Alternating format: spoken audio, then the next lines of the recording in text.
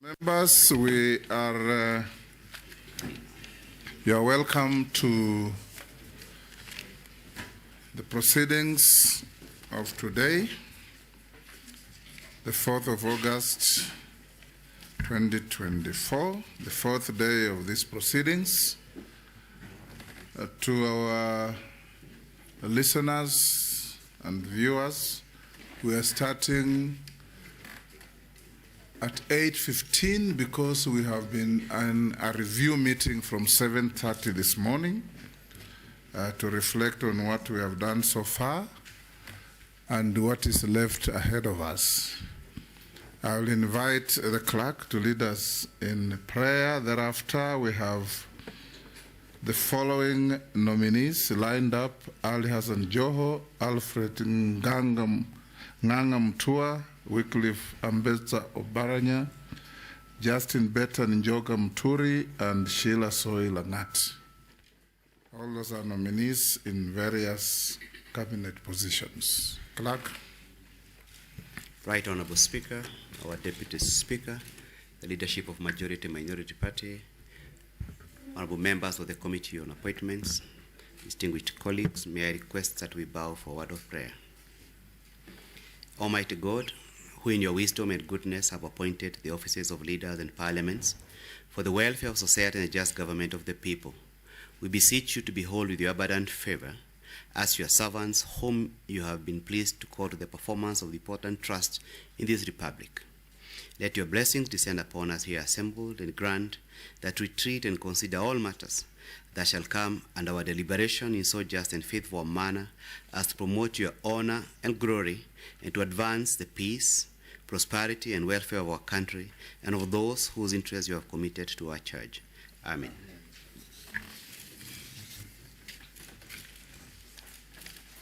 Members, take your seats. Sergeant, you may bring in the first nominee.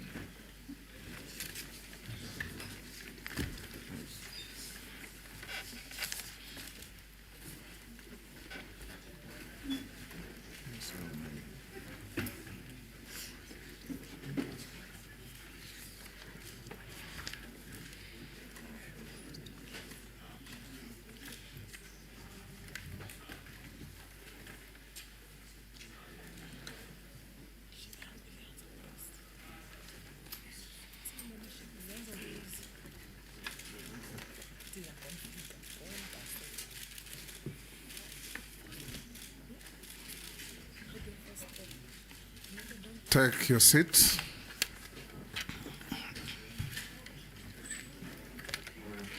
Good morning. Good morning. Good morning, Mr. Speaker. You are, for the record, Hassan Ali Joho, EGH. Yes, Mr. Speaker. You will appear before this committee and you are going to answer to the questions that we put to you on oath. So you opt to take the oath either on the Holy Quran, the Holy Bible, or the Holy Gita, the Hindu Holy Book. The Holy Quran. You may be upstanding. Take the Holy Quran in your right hand and recite the oath.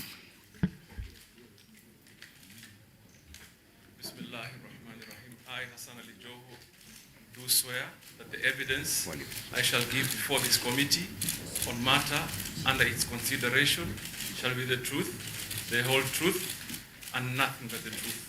So help me God. I'm told it's not caught on record. Get the... Yes. Bismillahirrahmanirrahim. I, Hassan Ali Joho, do swear that the evidence I shall give before this committee on the matter under its consideration shall be the truth, the whole truth, and nothing but the truth. So help me God. You may take your seat and sign to the oath.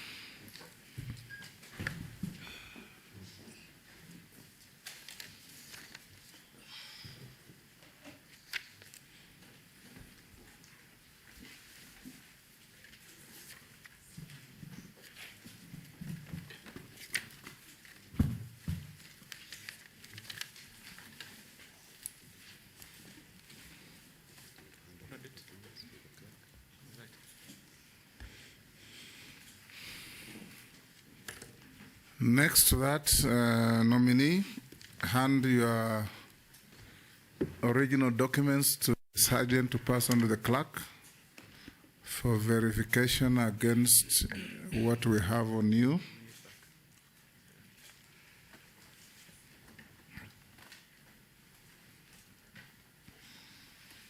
We'll start with introductions. This is a committee on appointments of the National Assembly of the Republic of Kenya. Committee mandated to interview, in some jurisdictions called approval hearings, in others called vetting, to assess your suitability or otherwise to occupy office to which His Excellency the President has nominated you as Cabinet Secretary for the Ministry of Mining, Blue Economy, and Maritime Affairs. We'll start with introductions. Yours truly, here is the Speaker of the National Assembly and the Chairman of the committee. On my right is the Deputy Speaker of the National Assembly, Gladys Boss. On my left is the Clerk of the National Assembly, Samuel Njoroge. I'll invite members to introduce themselves, starting with Honorable Naisula. Naisula Lesuda, MP Samburu West. Kimani Shongo. Junet Mohammed. Nelson Koech Belgut. David Kosing, MP Poko South. Gikaria David, Nakuru Town East. Masemeri, Teso South. Abdul Rahim Daoud, North Imenti Meru County. George Gitonga Murugara, MP Tharaka, Tharaka Nithi County.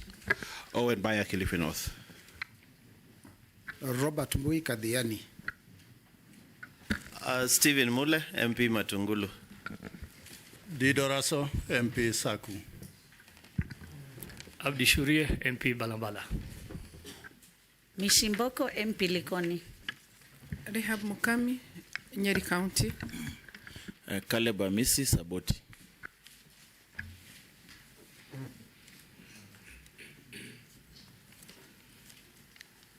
For purposes of these proceedings, you will be referred to as nominee. So every member asking questions will address you as nominee, and that's what you are before us. So we'll start in earnest by asking you to tell us your name, your educational background, your work experience, and your key competencies that make you suitable for appointment as Cabinet Secretary. You have under 5 minutes to do that. Thank you, Mr. Speaker. First and foremost, it is indeed a great honor to be in this House. Mr. Speaker, even though I must confess that I was used so much being on the other side when I was a Member of Parliament with you in the 10th Parliament. But Mr. Speaker, I want to begin by thanking Allah subhanahu wa ta'ala for the favor upon me. And also thank His Excellency the President, Dr. William Ruto, for nominating me for the position of Cabinet Secretary, Mining, Blue Economy, and Maritime Affairs. Mr. Speaker, my name is Hassan Ali Joho. I was born and raised in Mombasa. I went to Tomboya Primary School in Mombasa, and later Serani Secondary School in Mombasa. So, Mr. Speaker, I have a bit of a different approach on how I want to present my introduction, because I started work and then further education came later. So after I finished secondary school, I ventured into business, entrepreneurship.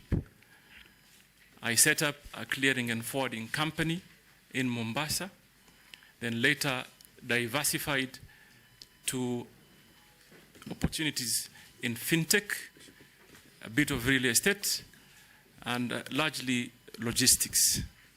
Mr. Speaker, that takes about up to 2004, where I started my grassroots engagement. I ran in a by-election that was not very successful, but taught me many lessons.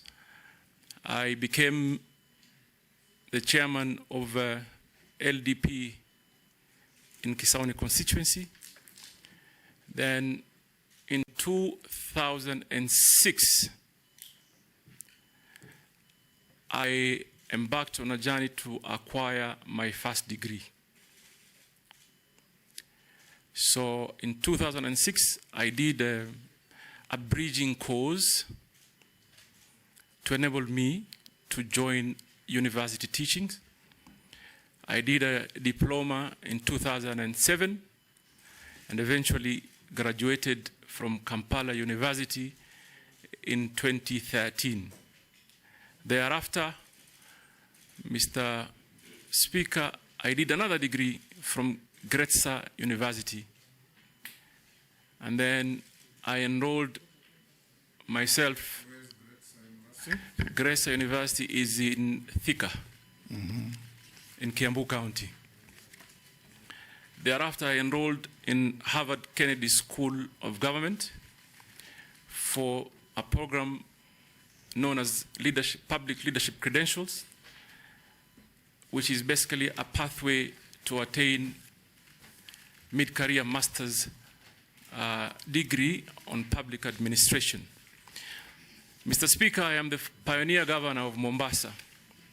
I got elected in 2013. But before that, I was a member of parliament for Kisauni, the 10th parliament, where I served in different committees. I served in the Committee of Foreign Relations, Defense and Foreign Relations, which I was a vice chairman, and several others. I served as an assistant minister for transport during the Kibaki administration. I was governor for one term and another. So I served my 2 terms as governor of Mombasa, where I must say I drew a lot of experience in matters governance and transformational ways of doing business in government, Mr. Speaker. And the record speaks for itself of what I was able to achieve in Mombasa. In matters health, in matters basic infrastructure, in matters early childhood, and obviously lots of social programs that would cushion vulnerable families from the day-to-day challenges of our lives. I thank you, Mr. Speaker. I'll now invite the Deputy Speaker to be the first to ask you a question. And like I said, answers must be concise, precise, and to the point. Honorable Joho, the nominee before us, you're nominated to be the Minister or the Cabinet Secretary for Mining, Blue Economy and Maritime Affairs. And what Kenyans would like to know is that what do you see as the most pressing issues facing the Ministry of Mining, Blue Economy and Maritime Affairs that ought to be addressed immediately? And so if Parliament approves you, how do you plan to tackle the issues, considering the fact that the blue economy, if properly used, has the potential to, it's been said, has the potential to inject up to $4.8 billion into Kenya's economy and create over 50,000 jobs. So let's get your vision of what you do if approved by this House. Thank you. Go ahead. Thank you, Mr. Speaker. Mr. Speaker, I must say that after I was nominated by the President, I took a little bit more time to do some research. And I want to state before this honorable committee how I see mining and blue economy and even maritime affairs. Probably that should be our focus. It actually should be our new economic frontier.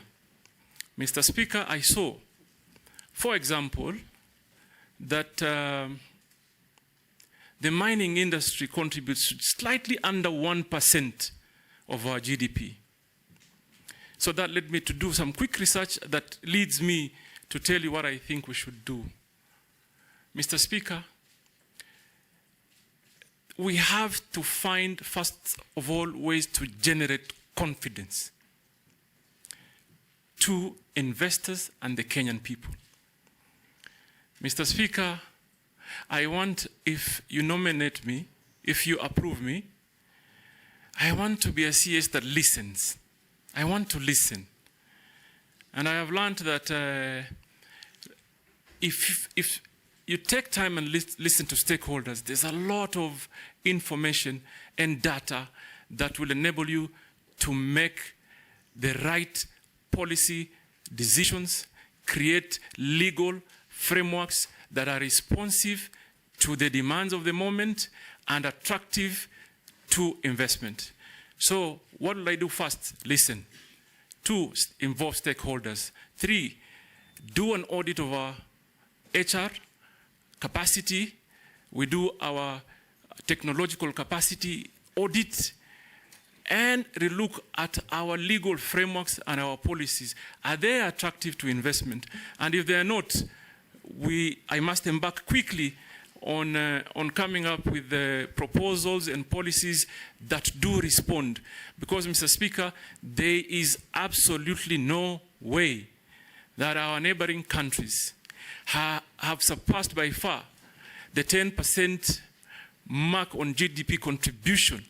Yet there is a lot of, I want to call it speculation for now, because I don't have the data, neither do I have the real information of the kind of geological minerals that this country have. And I'm looking forward, if I get approved, to get the real data. So there are certain quick things that we must do to ensure that Kenya becomes an attractive point of investment, particularly in the area of mining, blue economy, and maritime affairs, Mr. Speaker. I thank you. Majority Leader. Thank you, Honorable Speaker. CS nominee, let me begin by asking from your academic credentials that clearly looking at them bottom up. And having said how you began your journey for getting your degrees all the way to Harvard, Kennedy, it's Kennedy what? Kennedy School of Government. School of Government. What would you tell young Kenyans who may have started off life like you in terms of being able to pursue academic credentials later in life? That would be 1. 2, you come from a region where the blue economy, as you say, holds a very huge potential to create employment. And I'm sure probably from your research you may have known that there have been efforts by the government since 2015, 2016 to try and get Kenyans to work in the Caribbean, but have had problems accessing visas to travel through the US. What will you do as Cabinet Secretary to ensure, 1, that we are able to train as many young people to work in the maritime industry, because there is a very huge potential, as you say, to create jobs in that industry? What will you do to help Kenyans, 1, train, 2, access jobs even outside the country? The other question would relate to the mining docket. There is a lot of unregulated and unlicensed and what would be tantamount to illegal mining around the country. what will you do as CS to ensure, one, that any player who is in the mining industry in Kenya is licensed and regulated? And that also involves things like quarries. You've seen the recent cases in Nairobi, in quarry here in Embakasi, where abandoned quarries are left unfilled. They have now become graveyards for criminals. They are dump sites. What will you do to make sure that anybody who is involved, even in quarrying, is one, taking care of the environment, especially in getting to refill many of these quarries, and that industry is well regulated and anybody and everybody engaged in it is licensed? Nominee.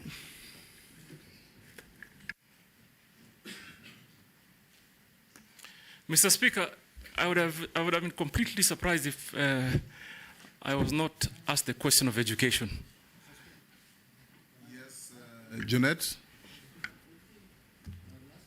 Okay. Let me add something. We can go on and ask your question. Oh, okay. Take those two. Yeah, Mr. Speaker, I want to ask the nominee two questions.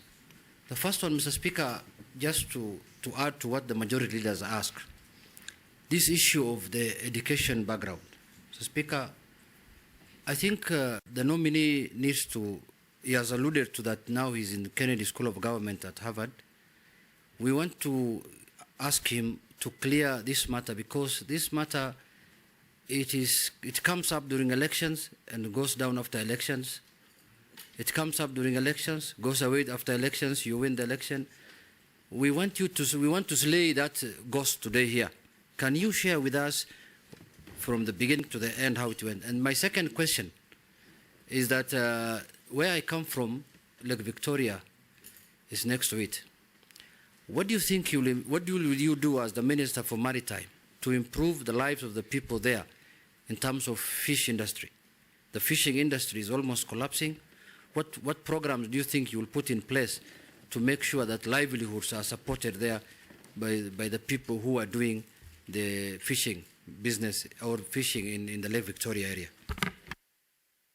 Chair, maybe since he had begun answering that one on academic credentials, besides what you would say CS nominee to young Kenyans, and from what Junet is saying, it's clear that many people who serve in public office suffer certain prejudices from Kenyans regarding the academic credentials and all that in your past. Probably you can contextualize that in that. I am certain there are many Kenyans who are surprised that you can even converse in English. There are many who are asking how you would be able to be vetted. I understand. You cannot converse in English. I understand, Mr. Speaker, and I must first of all say it is almost normal for people to cast doubt of Wapwanis. Sometimes, and Owen Bai and Mishi Mboko probably will bear me witness. But we can and we are as qualified as any other Kenyan. Now, Mr. Speaker, I want to walk you through my educational journey and where I drew my inspiration. More than what you did? No. To respond to the question, okay. I want to walk you through how I achieved what I achieved, and I'll continue to achieve. With brevity. Without a doubt.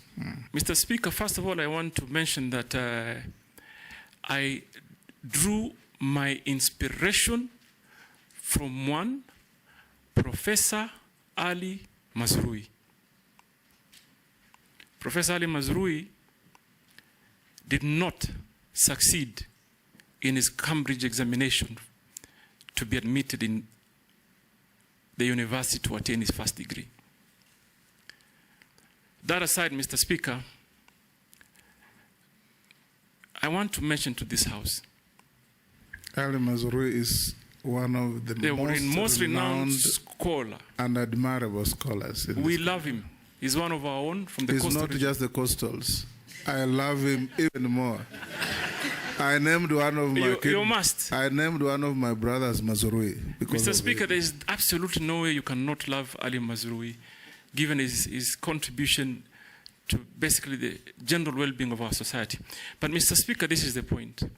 I want Kenyans to know that historical struggles are real. Are real.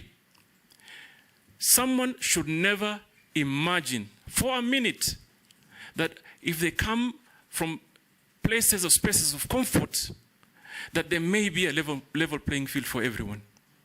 Some of us come from very poor background. Mr. Speaker, if you look at my CV, you will see I actually had to take a break for 1 year, transiting from primary into secondary. Why did I do that?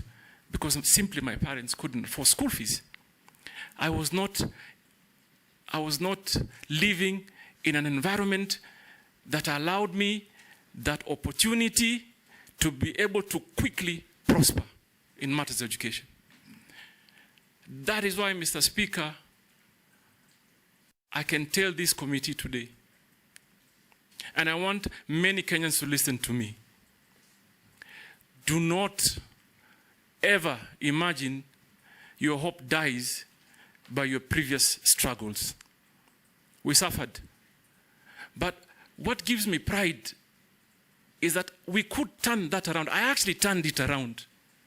When I found the slightest opportunity for self-improvement, which I believe is a continual process, I grabbed it.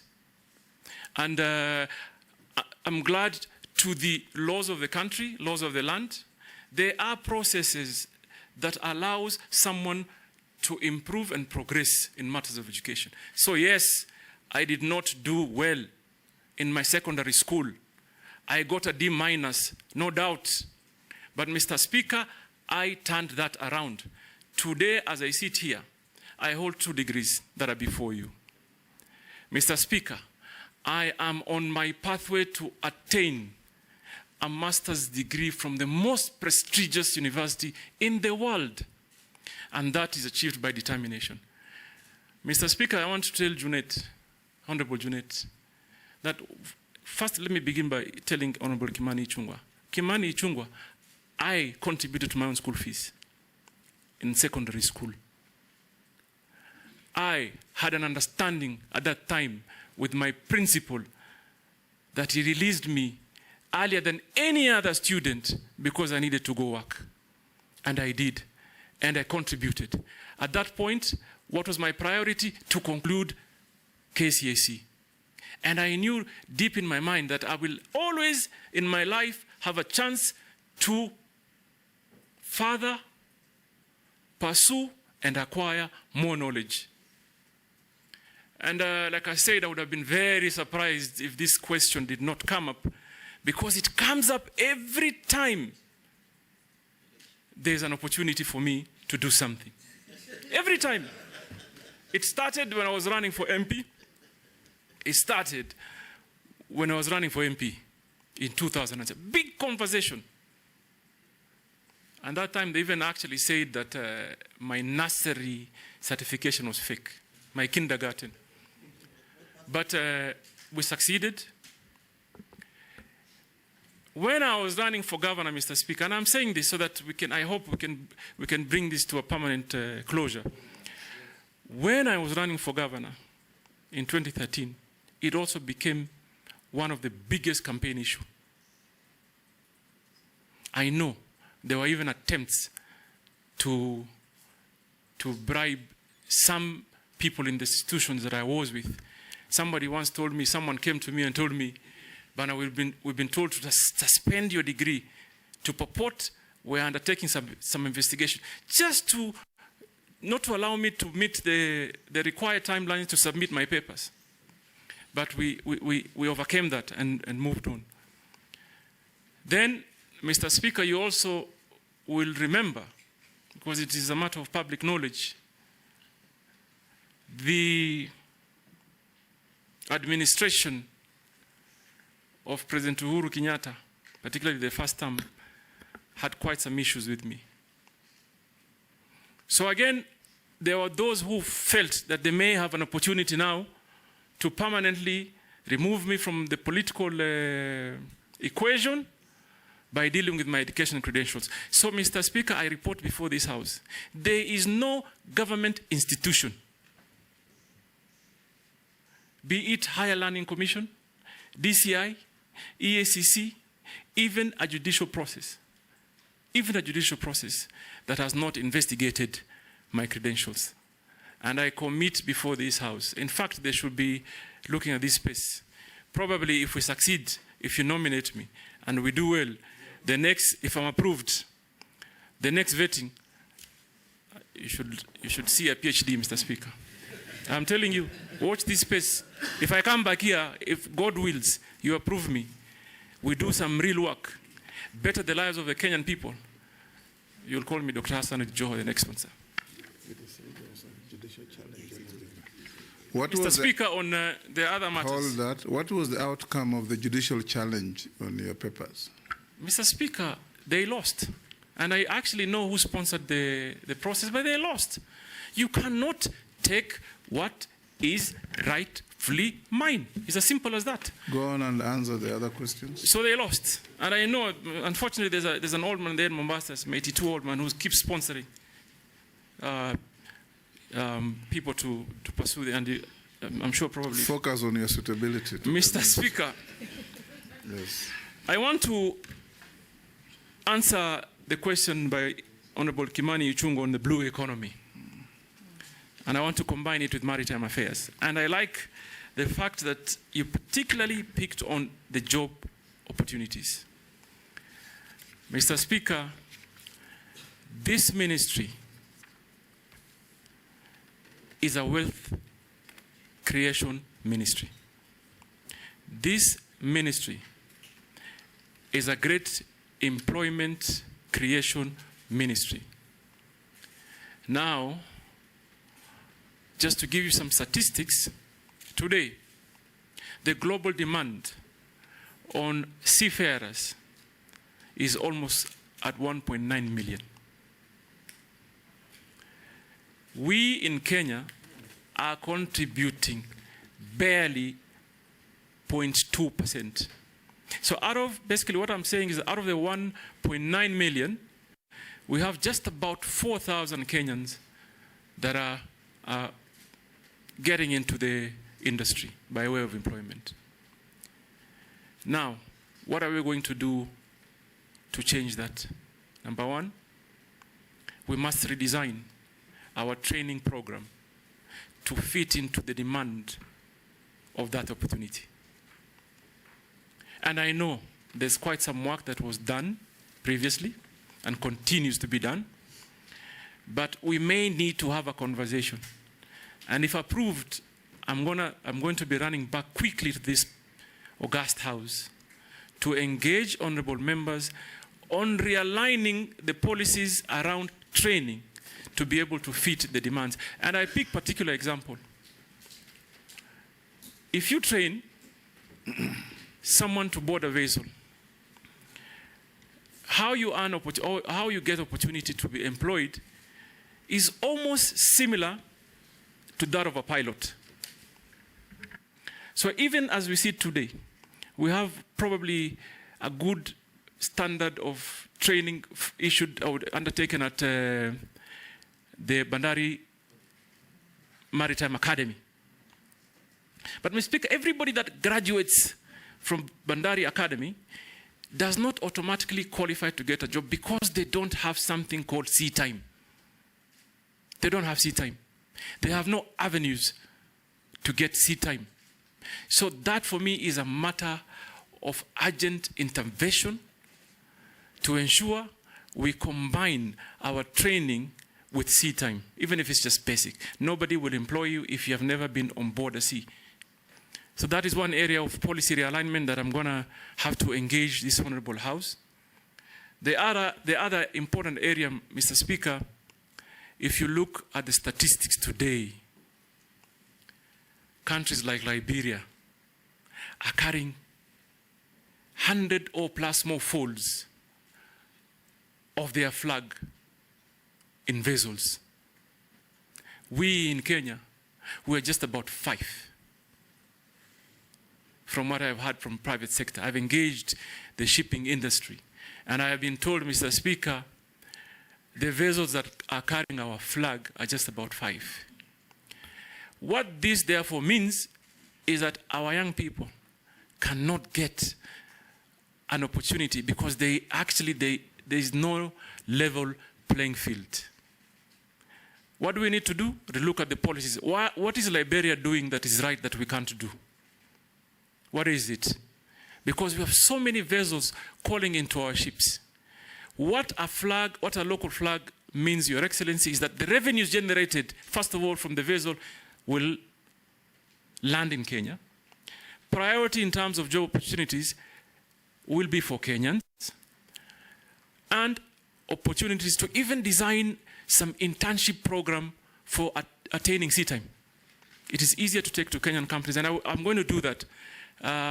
I think, Mr. Speaker, and I'm clear about it. Let me say I'm clear about it.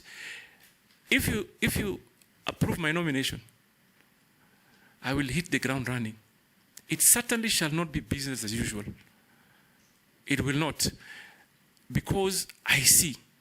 And by the way, Mr. Speaker, so that I give you the context on how and why it is urgent that we quickly realign policies that conform to the needs.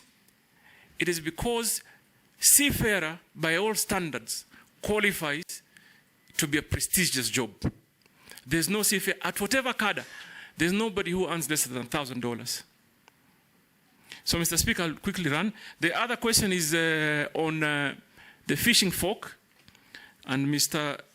Junet, Honorable Junet, talked particularly on the lake areas. And I'm imagining he's looked at the demography well, because I was just looking at some statistics. And I looked lake areas from Muhuru Bay, you pass Siaya into Soiport, Sioport in Busia. And the numbers that are produced, nothing justifies that our neighboring countries are processing more. Understood that they may have a lot of, the area might be wider, but they're processing 100-folds more, particularly for export. What do we need to do? And I've seen this problem, for example, in the fisher folk and artisan fishermen in the coastal region, from Kiunga to Lungalunga. And government has to put some effort. Let me just acknowledge. Government so far has given boats and some storage facility. And they're building landing sites that are some complete and some yet to be complete. But that alone doesn't solve the issue. There is the issue of capacity building. These fisher folks, these artisan fishermen and women should be trained. Should be trained in how many fronts? 1, processing. Basic business skills. Basic business skills. Storage and value addition. Mr. Speaker, growing up in Mombasa, I used to see a company that used to be called Wananchi Marine. That company was employing on a daily basis not less than 3,000 women to do fish processing. But as we sit here today, Mr. Speaker, there is no single factory that I can directly point at that does the same. And it's going to be my business. Number 1, to create a lucrative environment for investment. You have to combine private sector investment, government support, and people's participation. And idea number 1 is, for example, if we want to help the fisher folks and fishermen generally, we must develop strategy like creating collection points.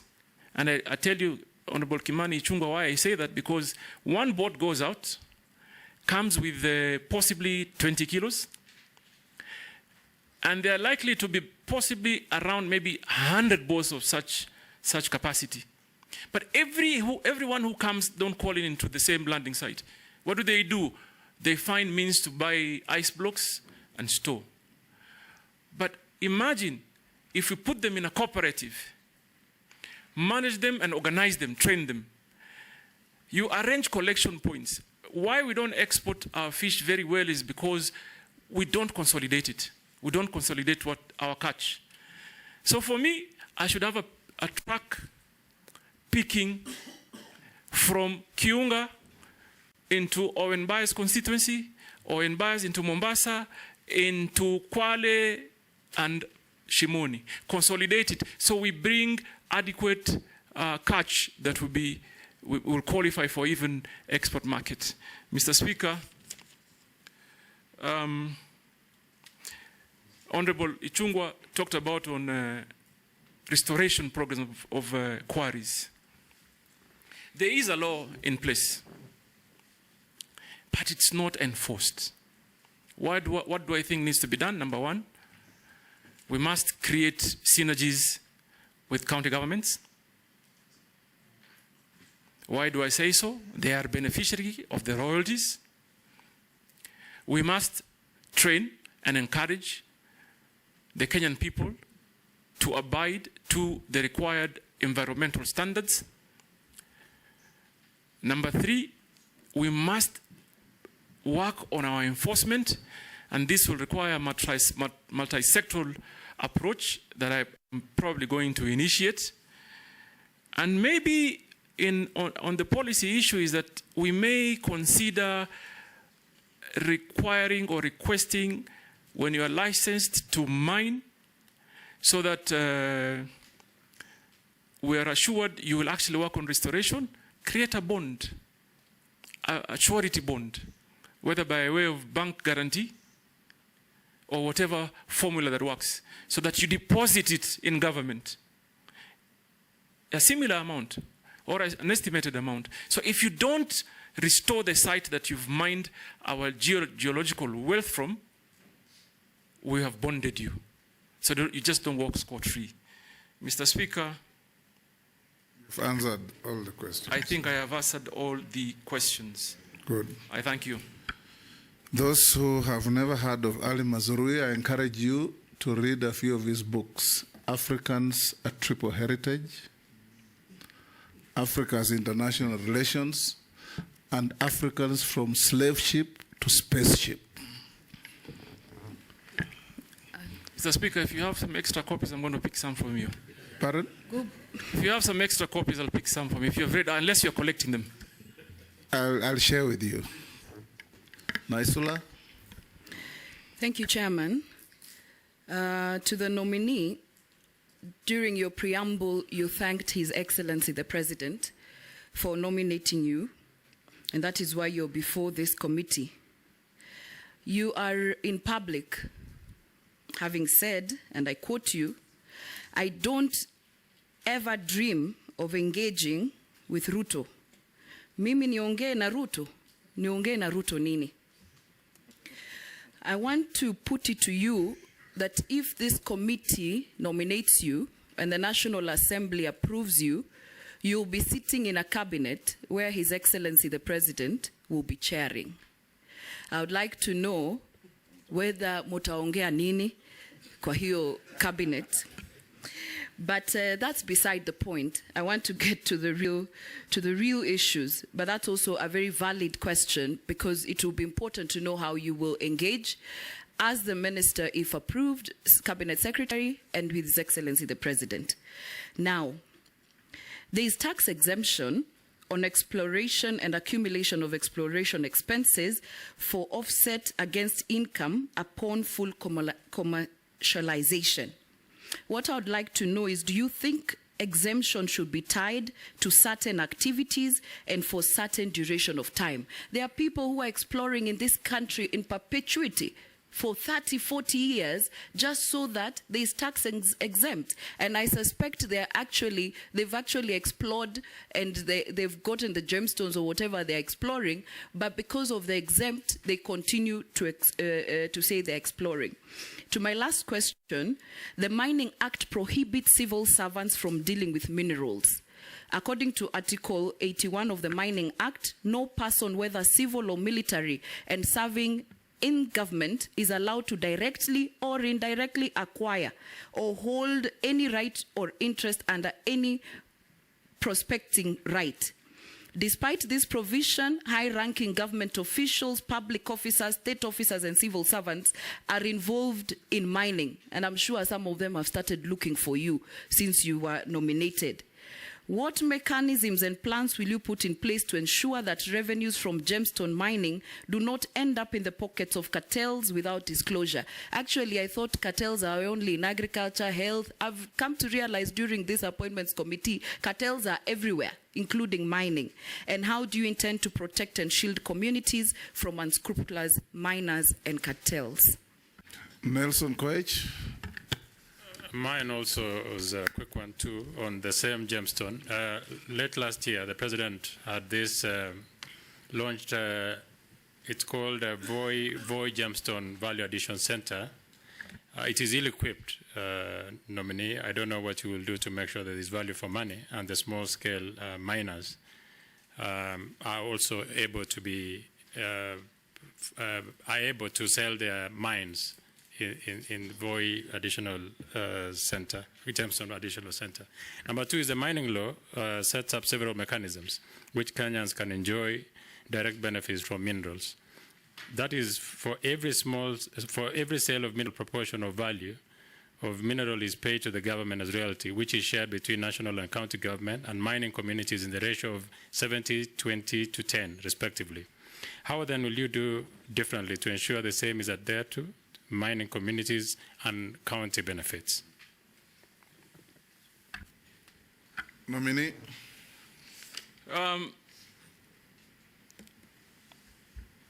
Honorable Naisula, you talked about exploration, but my research tells me, and I'm yet to get a detailed brief from the ministry, that you're imagining there are people doing exploration for 30 years. There are people doing prospecting for 40 years. How that makes sense, I have no idea. Whether it happens anywhere in the world, certainly it cannot be. How do you prospect for 40 years? So we need to quickly relook into our policy, Mr. Speaker. We can't as a country. And this explains why mining GDP's contribution is under 1%. It can't continue like this. It can't continue. And Honorable Naisula, you are very right. If you thought you saw cartels, I've come to learn within this short period of time that I've been nominated, there are greater cartels in the mining industry. And Mr. Speaker, if you approve me, that is where I begin. Remove the cartels, remove the brokers. Mining industry in Kenya cannot be a market of speculators. Mr. Speaker, I've also learned that before someone hits the ground, you'll find instances where a company has exchanged hands more than 10 times. Someone has gone, applied for a license, given a license, sold it to the speaker, then sold it to Naisula, then sold it to Owen, then sold it to some farm in Canada, that one sells to China. All that time that they're speculating and gaining profits, the Kenyan people are losing. They are losing. It's only that I am, and this is a task I'm going to take, because it looks like Kenyan population really do not have an idea of what geological minerals may be in the country. They must get involved, and I'll take it upon me to ensure they get involved. So I identify completely with your sentiments, Honorable Naisula, and this is an urgent matter that must be discussed and be realigned in a manner that works and defeats those cartels. Mr. Speaker, Mr. Speaker, Honorable Naisula told me nitaongea na. You don't have to answer that. Only fools don't change their minds. I was going to say it in Kiswahili. Go on and answer the other question. Wapumbavu tu ndo wabadilishe mawazo. There is a question on communities. Yeah, I'm coming to that. Yes. Number one, I've already picked an issue on, for example, timely disbursement of royalties. Mr. Speaker, I was talking to some people from Taita Taveta County, some community, who told me they have not received their share of royalties on a certain mine for the last 7 years. That can't work. What we need to quickly do is to ensure we create systems that function. And number one priority is that the Kenyan people primarily should be priority in terms of receiving their royalties and benefits. Mr. Speaker, we also have to have a conversation. I am looking forward, for example, to quickly engage the counties. The counties, according to the current law, receive a good chunk of royalties. Maybe we may need to look at our legal framework on how we can also cushion the communities in the counties by ensuring that we maybe ring-fence some of the resources to development. Why do I say this, Mr. Speaker? You know very well. Geological minerals do get depleted. There are generations that will come many, many years after us, and this country must have something to show. We can't, it just can't be a story that Kenya had this and there's nothing to show. So, Mr. Speaker, I am going to engage and create working synergies with the counties and formulate, create a framework that is efficient in disbursing royalties. And also, if I go a step further, these communities must be organized. We must organize them. We must encourage them to get into cooperatives. We must encourage them in some instances.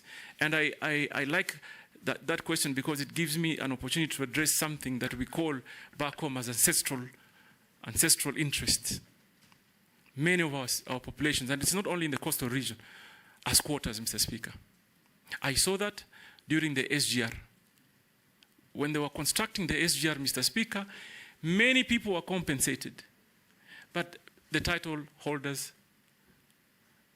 and the residents of certain areas were completely ignored. So there are certain regulations or laws that we must, and I'd be happy to come and engage the community to see how we can improve on them. Mr. Speaker, on Honorable Koech, I haven't seen the Gemstone Center at Voi, but I'm looking forward to see it. But what I think the mining industry needs to do is to focus on private sector investment. Government should not be in the business of competing with its citizens. So there has to be concerted effort and specific focus to encourage private sector investment. Why do I say so, Honorable Koech? Because they will meet the global standards. I am not sure whether the Gemstone Center in Voi is properly equipped to test and process what they get. That is an urgent business for me. And I'm going to look into it as soon as I have an opportunity of possibly if this honorable committee approves me. So that we even are able to test, identify what minerals should be allowed for export, what should be kept home for value addition, and what should be put in the market and what values. And I have seen it. I have seen people from Voi coming into Mombasa with a small packet of many, many gemstones and almost sell them at wholesale price.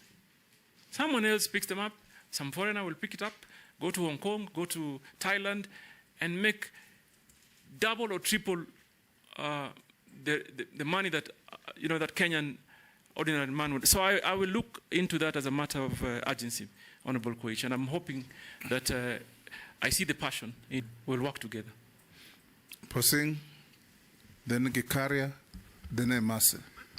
In that order. Take those three. Thank you, Honorable Speaker. Honorable Joe, I hear you talk about policies and systems. Should you get the favor of the House, my proposal will be concentrate on the actions. If you live in these policies and systems, you will leave that office with systems and policies, having not even approved. So that's my advice. But my question is, The governors who have been ministers, Honorable Joe, have not gotten a good rating from where I sit. They have been accused of being desk ministers, governors, former governors. I don't know whether they got a lot of comfort when they were governors or they became two bosses when they were governors, and therefore they are not actually seen in the field. What will you convince this committee to believe in you? And particularly, I think I like the word you said, that what we lack is confidence. I think it's true, because I come from a mineral county, which is West Pokot.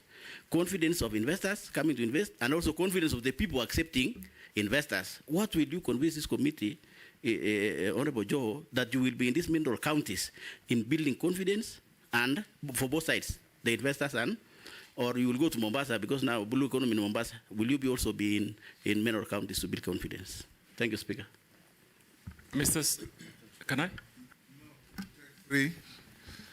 Ikaria, Thank you. just record and answer them quickly in the order they came. Ikaria, go ahead. Thank you, Chairman. Switch off your mic. Thank you. Thank you, Chairman. I think the exploration is something that the nominee has said he's going to look into, and I'm saying this in relation to the corporation, the National Mining Corporation, which is a corporation of government, which is in exploration and does nothing other than just getting salaries and doing nothing in exploration. As we look at, I was trying to look at the law as to whether we have timelines for exploration. I remember in the Energy Act, we have 2 years for exploration. After that, your license expires. The other bit that also needs, you need to look at is the Mineral Rights Board, the licensing board that gives, there is a lot of bureaucracy in terms of giving licenses on time. It's like they don't have a service charter for if you apply today, by what time should you be able to get your license. But the most important thing is, let me talk about the artisanal miners. Honorable nominee, artisanal miner is a big area of employment. And of course, we know there is a cooperative that has come in place. But again, the licensing of these cooperatives and artisanal miners has become an issue with the Mineral Rights Board. So what are you going to do to help our young men and people who work in doing artisanal mining across the country, who do the illegal mining per se in quotes, but who have been applying through cooperatives, and then it takes forever for them to be able, and getting very, very bad prices or bad for the product that they get from the mines. Thank you, Honorable Chairman. Mary Massey. Thank you, Speaker. Nominee, my first one's a comment. It's good that you mentioned about redesigning our training programs. Through you, Speaker, recently the Maritime Authority advertised for jobs for Kenyans to work in the vessels. And the requirement was just basically training in hospitality, front office, and a foreign language, which is German. But I put it to you, they could hardly raise the numbers that were needed. So seriously, it is an area of concern because we are losing out on opportunities as Kenyans, yet we're talking about unemployment. So, Honorable Nominee, if approved, I think that is one of the areas you need to seriously focus on to ensure that we're training in all disciplines related to maritime so that we can benefit from the opportunities. So my question is, and this is from a Kenyan, in 2010, the then Internal Security Minister, the late Honorable George Saitoti, tabled a list in Parliament containing 4 members of Parliament, including yourself as a suspected drug trafficker. The U.S. Embassy also stated that Kenya Anti-Narcotic Unit suspected that you were involved in narcotic trade. Are you aware of these grave allegations and the effects of drug addiction in our nation? If so, kindly shed some light on that. Thank you. Answer those 3. Honorable Kosing, my record speaks for itself. I was not in any way a desk governor. I am a ground person. I am a ground person. That is why I left Mombasa County with the best cardiac center in the country and possibly in the continent. I left Mombasa County with state-of-the-art cancer treatment center. I left the county with a lot of social development programs that are on record. So I'm just picking a few. Mr. Speaker, today if I have a cardiac issue, I want to tell you, and I will encourage all of you and those that have visited Mombasa, if you have a cardiac issue, Coast General is your place. Because they have the state-of-the-art cath lab with well-trained doctors that constantly do open heart surgeries, fix cardiac issues quickly, and that was my leadership. So I provide leadership, and I will. And in the mining and blue economy and maritime, if you approve me, I will hit the ground running, Mr. Speaker. On matters of licensing, I don't know whether this committee understands the process that is applied on licensing, but I'll quickly share from what I found out. And I'm saying that this I found out from the private sector. Number one, you go to the potential area and engage either the landlord or the communities or the county. Then you get a consent. Then online, there is what they call the cadastre that covers the whole country in potential areas in matters mining. Then once you have the consent, you peg on the cadastre. And then at that point, you do a physical license application. And I've already heard of many instances that people have falsified documents to peg on the cadastre. That is number one hindrance on efficiency on issuing license. Because then, therefore, a true potential, and this basically mostly is done by speculators. So the true potential investor does not get an opportunity to even apply. So we first of all must fix how we handle the pegging. We must have technological means of ensuring that whatever is used to peg a site meets the standards. I have had, for example, someone would just upload a newspaper, and that acts as a consent, because the technology currently doesn't have the ability to authenticate some of those documents that are uploaded. So what do I say? I say we need to digitize end to end. We must digitize it end to end. And Mr. Speaker, let me put it this way. Even in our own country, I know for sure, for certain, there are young people with enormous capacity and potential to help us develop. I must also say that I was taken by surprise when during Mandaman, there are some young Kenyans who quickly developed and designed a communication program. And people are communicating like an app overnight. It tells you our young people have the capacity. And for me, Mr. Speaker, if I'm approved, my urgent and priority first step is to involve the young people. They can help us grow.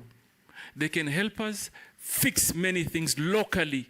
Like, for example, I believe something like a cadastre, where it holds a lot of information that is very strategic for the country, must be fully hosted here. Cannot be hosted, for example, by a competing country. So for us, what do? We invest in technology end to end. Right now, I'm informed that they have done it, but there's quite a human interaction phase that we must try and do away. It will create efficiency. It will also deal with corruption issues. So I hear you, Mheshimiwa, and I can tell you that that will be my priority. And also, I want to talk on the artisanal miners and licensing. They go through similar challenges, Mr. Speaker. They go exactly how a private sector investor suffers is the same way, unfortunately, the artisanal miner also suffers. So that, for me, is something that I must look into. For me, Kenyans must be allowed to exploit their wealth so that they can better their lives in a manner that is organized, safe, and most importantly, beneficial to them. So that I will do. Mheshimiwa Imase, you talked about training. I couldn't agree more that we must design our programs or the architecture of training in a manner that fits the needs of the players. We must do that. I mean, there's no two ways. What do I think I will do? Obviously, I will begin by evaluating the Bandari Academy. But I'm going also to try and forge partnership with, for example, Technical University of Mombasa, the universities around the lake areas, and many others, because those job opportunities are not only for the coastal people. They are not only, they're for every Kenyan. And therefore, we must create a partnership in designing an architectural plan that conforms to what the industry needs. And I will work closely with private sector. Mr. Speaker, finally, Honorable Emase talked about a citizen that sent you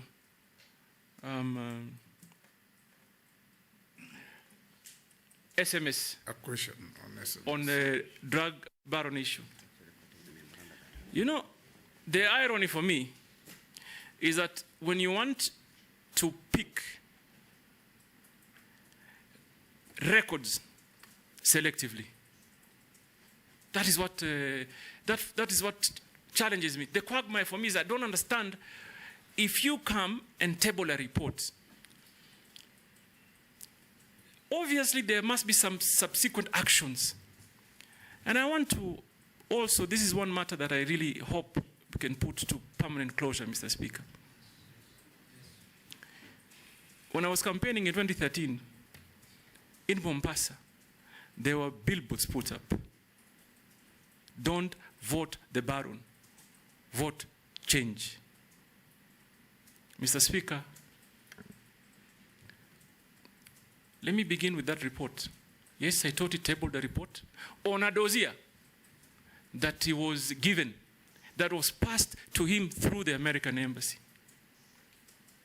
What normally happens is that when you table or pass a dossier, it is investigated, I believe. It is worked on. So that happened. The late Honorable Saitoti, may the Almighty rest his soul in eternal peace, came back to Parliament with a report. He came back to Parliament and tabled a report of investigation and the outcome. And it was a multi-agency, almost international investigation that clearly stated, and I'm going to only speak for myself, that no iota of evidence was found against me. Mr. Speaker, let me put it this way. I'm not a fool. I come from a family that is blessed with businesses. And I'm thankful to Almighty for what I have. So number one, that investigation was concluded. Number two, Honorable Emasi, first term as governor, I was the greatest critic of the Jubilee administration. Had lots of personal altercation. They came after me in businesses, in many fronts. Don't you think for a minute, if I was involved in any illegal activity, I would have survived that regime? They have quickly have used it to, like they say, I remember, I'm sorry, Mr. Speaker, just indulge me a minute. I remember at that time, the president came to Mombasa and said, "Tutamalizana na huyu." They would have used it. So please, Kenyans, I want to assure you here today that I do clean business. Visible, that can be audited, can be seen, physical, and therefore, please, Mr. Speaker, if anybody talks about a report that was tabled on the dossier, also talk about the report that came after that, that cleared us. And I am particularly interested because first point for me to call and try and interest investors to come, I am planning to go to the United States. They are known for big investments in mining, and it is my plan to go and engage them, interest companies from the United States. The same Americans gave you a visa to accompany me as foreign minister to the US. Exactly, Mr. Speaker, just after that. In fact, just after the I went. Immediately after that. And I've been to America many times, and I intend to continue to go to America, because America really, Mr. Speaker, I think we're going to be looking that way to get investors to come and invest, particularly in the areas of mining. So, Mr. Speaker, that matter, again, I hope it comes to permanent closure. Because it's all like education, it comes up only when they are seeing an opportunity. But don't be pigeonholed to America. There are even bigger mining countries like Australia. No, in Canada, Australia. Others, yes. And even here, by the way, Mr. Speaker, I don't know whether you know, I've just found out, in fact, just yesterday, that Kenyans have invested heavily in mining in Tanzania. So even here we have them. Are you talking about me? Daud Murugara, order nominee, no altercations with members. Daud Murugara, then Owen, in that order. Thank you, Mr. Speaker, sir. To the nominee, Honorable Joho. What you have said about cadastral and all that, your predecessor, when he was there, Honorable Vuria, when he came for vetting in 2022, he talked about the NIS doing prospecting for all the minerals in the country. And there are minerals in Meru County, by the way, in Beo. But unfortunately, even by the time he left, he never visited Meru. So my first question to you would be, like what Honorable Posing has said, you may be a desk CS if you are approved. What will happen, I hope, because you know Meru is cold and Mombasa is hot, and you're used to the hot weather, you may feel very cold in Meru. And the same thing, on the same, there has been exploration of copper and gold in Meru. But unfortunately, the company which was prospecting, a Kenyan company, Goitam Mining Limited, has been bought out by Avira Resources Limited of Australia. So my question would be, do you think that we as Kenyans will benefit, or will the benefit be for outsiders who come prospecting in Kenya and taking away everything what is there? The second question, because that was one question, Mr. Speaker, there is a question from one of our viewers, and he says, the Auditor General, that is now for the time you were as a governor in Mombasa, that there is an Auditor General report about garbage, a 1 billion shilling garbage tender, which was given to some of your relatives in Mombasa. And there is even talk that it is not Ali Hassan or Hassan Ali Joho who handled Mombasa County. It was a relative of his. I would not mention him for, it would not be right, but it was not you who were running. You were running the political part. The other part was being run by somebody else. Can you confirm or deny? Thank you. Thank you, Mr. Speaker. Nominating, make a distinction between Meru and Tharaka Nithi. He's been talking about Meru. If I'm to say anything, it will be on Tharaka Nithi. The two are separate and distinct. You are actually vetting the nominee on behalf of the people of Kenya. No, not to your constituencies, not to your counties. Mr. Speaker, sir, we have questions to ask. You ask and the question, we have to draw that but distinction. avoid the temptation to appear that you are vetting nominees on behalf of your constituencies or your counties. I agree, Mr. Speaker. But, Mr. Speaker, some questions are relevant. We have to draw. Sir, I'm not curtailing you at all. Go on All right. and ask. Thank you very much for the temptation. distinction. Nominee, you began when you were responding to a question by stating that what it is that Liberia gets right and we get it wrong. And here you were talking about maritime affairs, the sea vessels.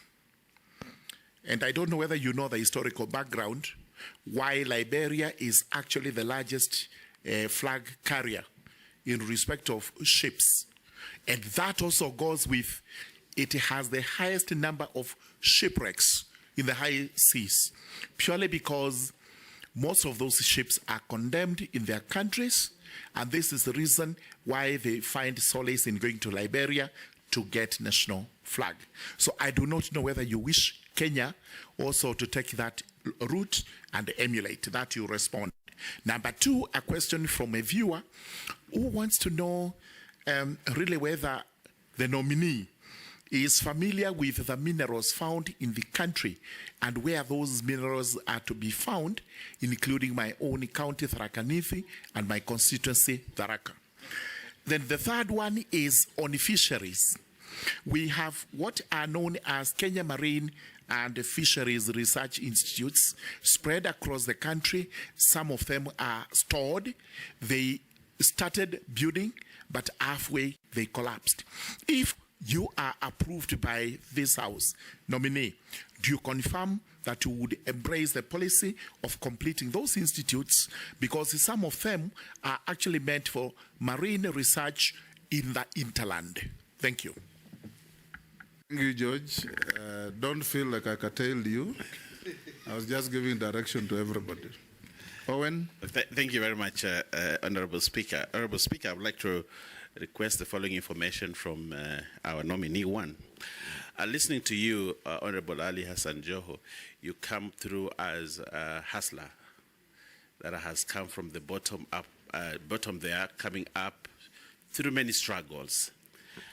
And the very many lessons that we learned from your interaction in this committee. As you sit, if approved by this committee, if you sit in cabinet, how do you help to encourage the hustlers, especially in the mining, in the fisher folks in this case in Kenya are basically hustlers who are trying to make it in life.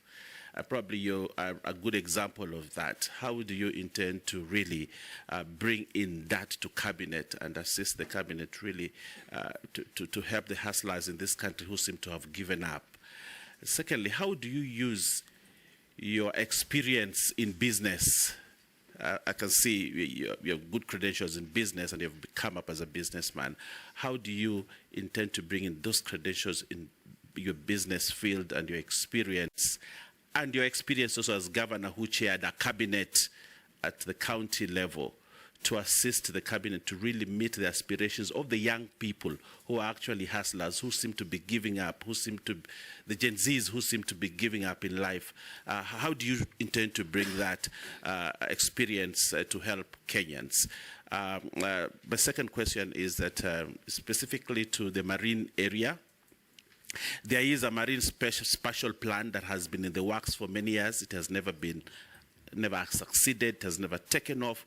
Many people in the marine industry are waiting for that spatial plan. How soon can this country realize a spatial plan in the marine area? I thank you, Honorable Speaker.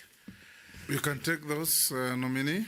Yes, Mr. Speaker. Let me begin, first of all, by the spatial plan issue. I believe strongly in planning from an informed position and real-time data management and collection. Basically, if even land use is critical that is properly planned.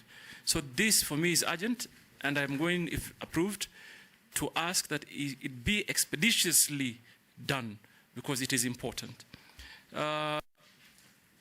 Honorable Owen, sorry, I'm starting with you, Owen.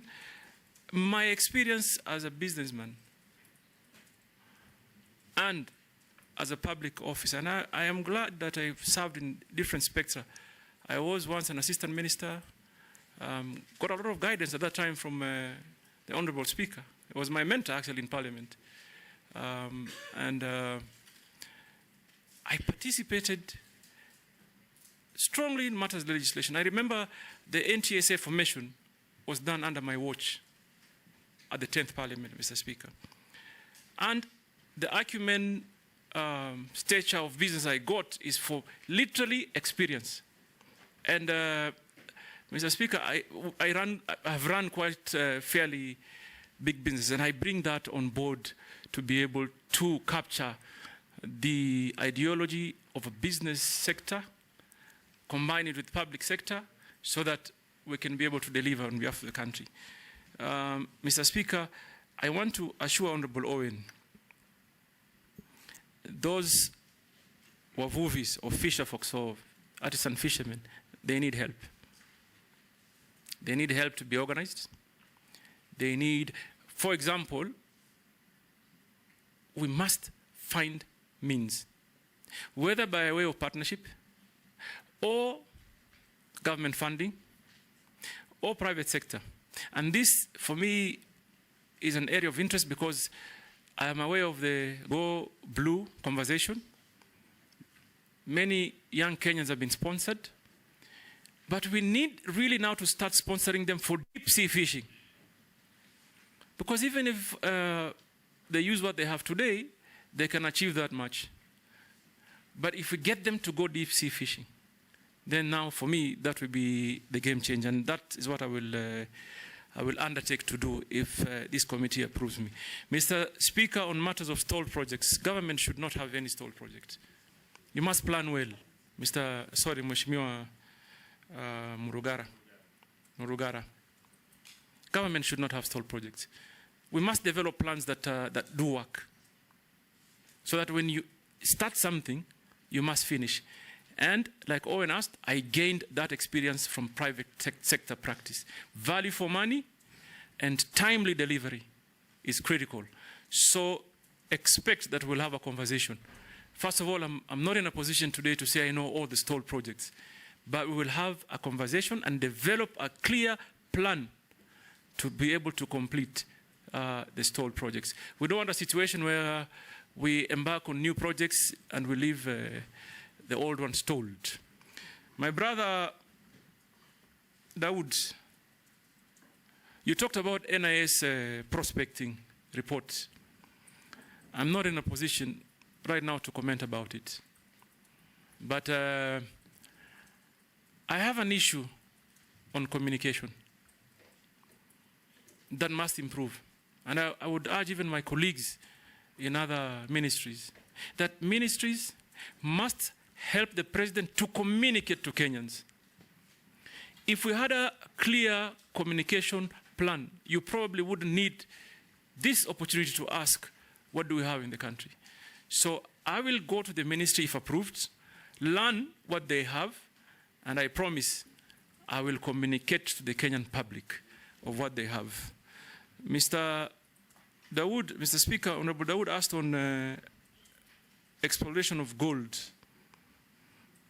and copper in Meru, and the fact that the miners or the mining company exchange hands. I think the fact that companies do exchange hands doesn't mean the law on royalties change. It should remain, and they should continue to pay royalties, both to the communities, county government, and national government. So I doubt if the government will lose. The only thing that I am concerned about, and I think we collectively should, is the testing of minerals, whether we have that capacity in the country. Because I'm told, I took some time and called some minister friend I have in another country that's very successful in mining. I'm told in instances where you mine copper, you are very likely to get good deposits of gold. But what the miners do is that they only report copper. So therefore, we urgently need to enhance our testing capacity and ground truthing. And I will happily visit you in Meru, in Tharaka, in Migori. I'll go to Suna. I'll go to Kikuyu.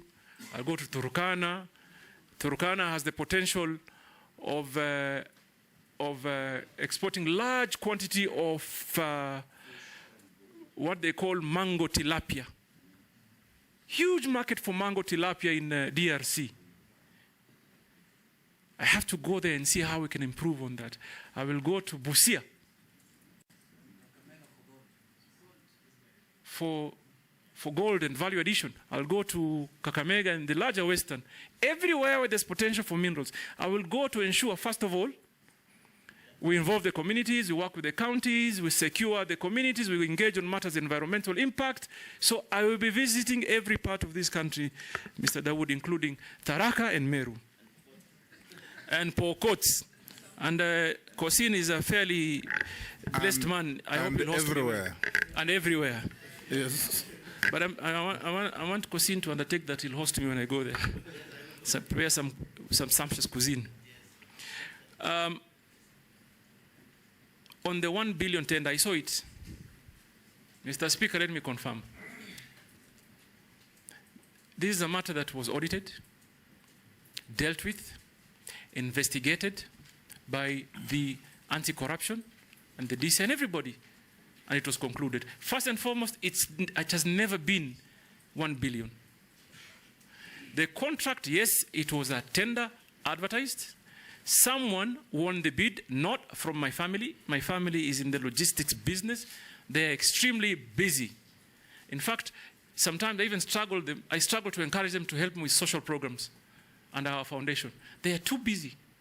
They have no time to do government business. And by the way, Mr. Speaker, just to put to the record, my family does not do business with any government entity. We are in logistic business in Tanzania, in Uganda, in South Sudan, in Dubai, and here in Kenya. So please be assured, my family is not in any way involved in that tender. And the actual amount that was being investigated, Mr. Speaker, was just about 200 million, paid to the company that won the bid over a period of 3 years. The way it is portrayed is like I went to the county coffers with a check of 1 billion and gave to my cousin. That is not the case. It was a tender, advertised, someone applied. It's only that I cannot mention the name of the guy who won the tender. But even him, he did bid in that tender for just helping us to achieve certain environmental standards. He was already a big billionaire. So he's just set up just where, and he outbid everybody. So in the period of 3 years, Mr. Dawood paid 290 million. And it was investigated and concluded. We also received some memorandum on that. You've answered all the three. Now let's go to Robert Mbui. Mr. Speaker, I haven't answered the issue on Liberia. Okay. And it is very important. Okay. And I want to inform Honorable Murugara that, yes, there may be historical issues. But you know what? You call them abandoned or condemned vessels. I want to enlighten you. I'm actually going to encourage those condemned vessels to come to Kenya for one purpose: destruction. It's a big business opportunity. Honorable Murugara, I don't know whether you are aware. The maritime standards set on the time period a vessel should be sailing is very strict. Where do I see the opportunity? I have seen India is big, Singapore is big on vessel destruction. So I would also encourage private sector here. Let those condemned vessels come, we demolish them, and help our steel industry. It will be a game changer for our steel industry. One, first of all, the owner of the vessels pays to bring the vessel, and they pay for destruction, and we remain with the steel. So it is what we do with it. For me, so Mr. Murugara, I see there a great opportunity that we must engage in. Sumra atafurahi sana. Robert, then Stephen, then Didoras, in that order. Yeah, thank you, Mr. Speaker. I have just a quick comment and then one question to the nominee. You know, Africa is rich in mineral resources and other raw materials, yet we remain poor in the world of community of nations. And from my research, and Kenya is also very rich in minerals. And like you've said, you know, it contributes very, very small percentage of our GDP. But despite that, nominee, there are also a lot of billionaires, not very many, but a number of billionaires in Kenya out of this issue of minerals. So maybe you need to help Kenya to be able to achieve its objectives in this industry. But then I have a question, and it's not mine, it's a submission, and that will help us test your integrity. And I've heard you say you want to clear the air on matters out there in public domain. This is a submission that was given to this committee in an affidavit, but did not conform to Section 6/9 of the Public Appointments Parliamentary Approval Act. But we have agreed that it's important that we field these questions for you to clear the air. Now, this is a gentleman who says that as governor of Mombasa County, your administration awarded a tender to construct a county stadium at a cost of taxpayers' money to the tune of 1.8 billion. Now, a report by the Auditor General for the financial year that ended June 2023 showed that the county stadium was yet to be completed, this is many years later, despite the construction beginning in 2018. Now, consequently, the Office of the Auditor General could not ascertain the value for money of the expenditure incurred on the proposed development of the sports complex, and this could therefore risk cost escalation and project termination. Kindly explain the extent of your involvement in the matter and whether the stadium has since been constructed so that you could allay the public. Stephen? Thank you, Mr. Speaker. Welcome, nominee, Governor Hassan Ali Joho, former. Blue economy is 1.5 trillion US dollars globally, whereby it creates more than 30 million jobs. And my question is that as you approved or get favor from this committee, you need to look at Kenyans and the young people on how to tap in this space of 30 million jobs to make sure that the young people in this country get those opportunities. On a lighter one, I've perused your questionnaire which you filled, and I believe you have a number, but I think it's a typo error. You gave the number for Safaricom, 0722 000 000. Can you clarify? Thank you, Mr. We'll take the next. Russell. Thank you very much, Honorable Speaker. Honorable Hassan, as soon as I am here, as soon as your name hit the media, people in Mombasa were on the streets, young and old, all of them. A few days later, one of the MPs said, now Hassan Ali Joho should become a cabinet. He should not come back to local politics. My first question is there potential of conflict that you want to be a cabinet minister and also interfere with local politics in Mombasa? You need to clear the air. The second question, Honorable Speaker, Honorable Hassan Joho is a businessman, and you deal with many things, logistics, jewelry, all of that. We are giving you mining. Mining today is done by the locals in Navakolo, Ikolomani, Homa Bay, in Moyale, in Marsabit, where they do gold and other minerals, and they eke out living through that. Tell us, we as Kenyans, you are looking for private investors. do we see the potential that you get private investors so that the locals, the communities, will be locked out? Thank you, Honorable Speaker. Thank you, Mr. Speaker. First of all, let me just clarify that my family is not in jewelry business. We are in logistics, obviously diversified a little bit in real estate and trading. Let me ascertain that we are in this industry that is called service industry. We don't work with government. We've never worked, my family has never worked with government. We don't do business with government.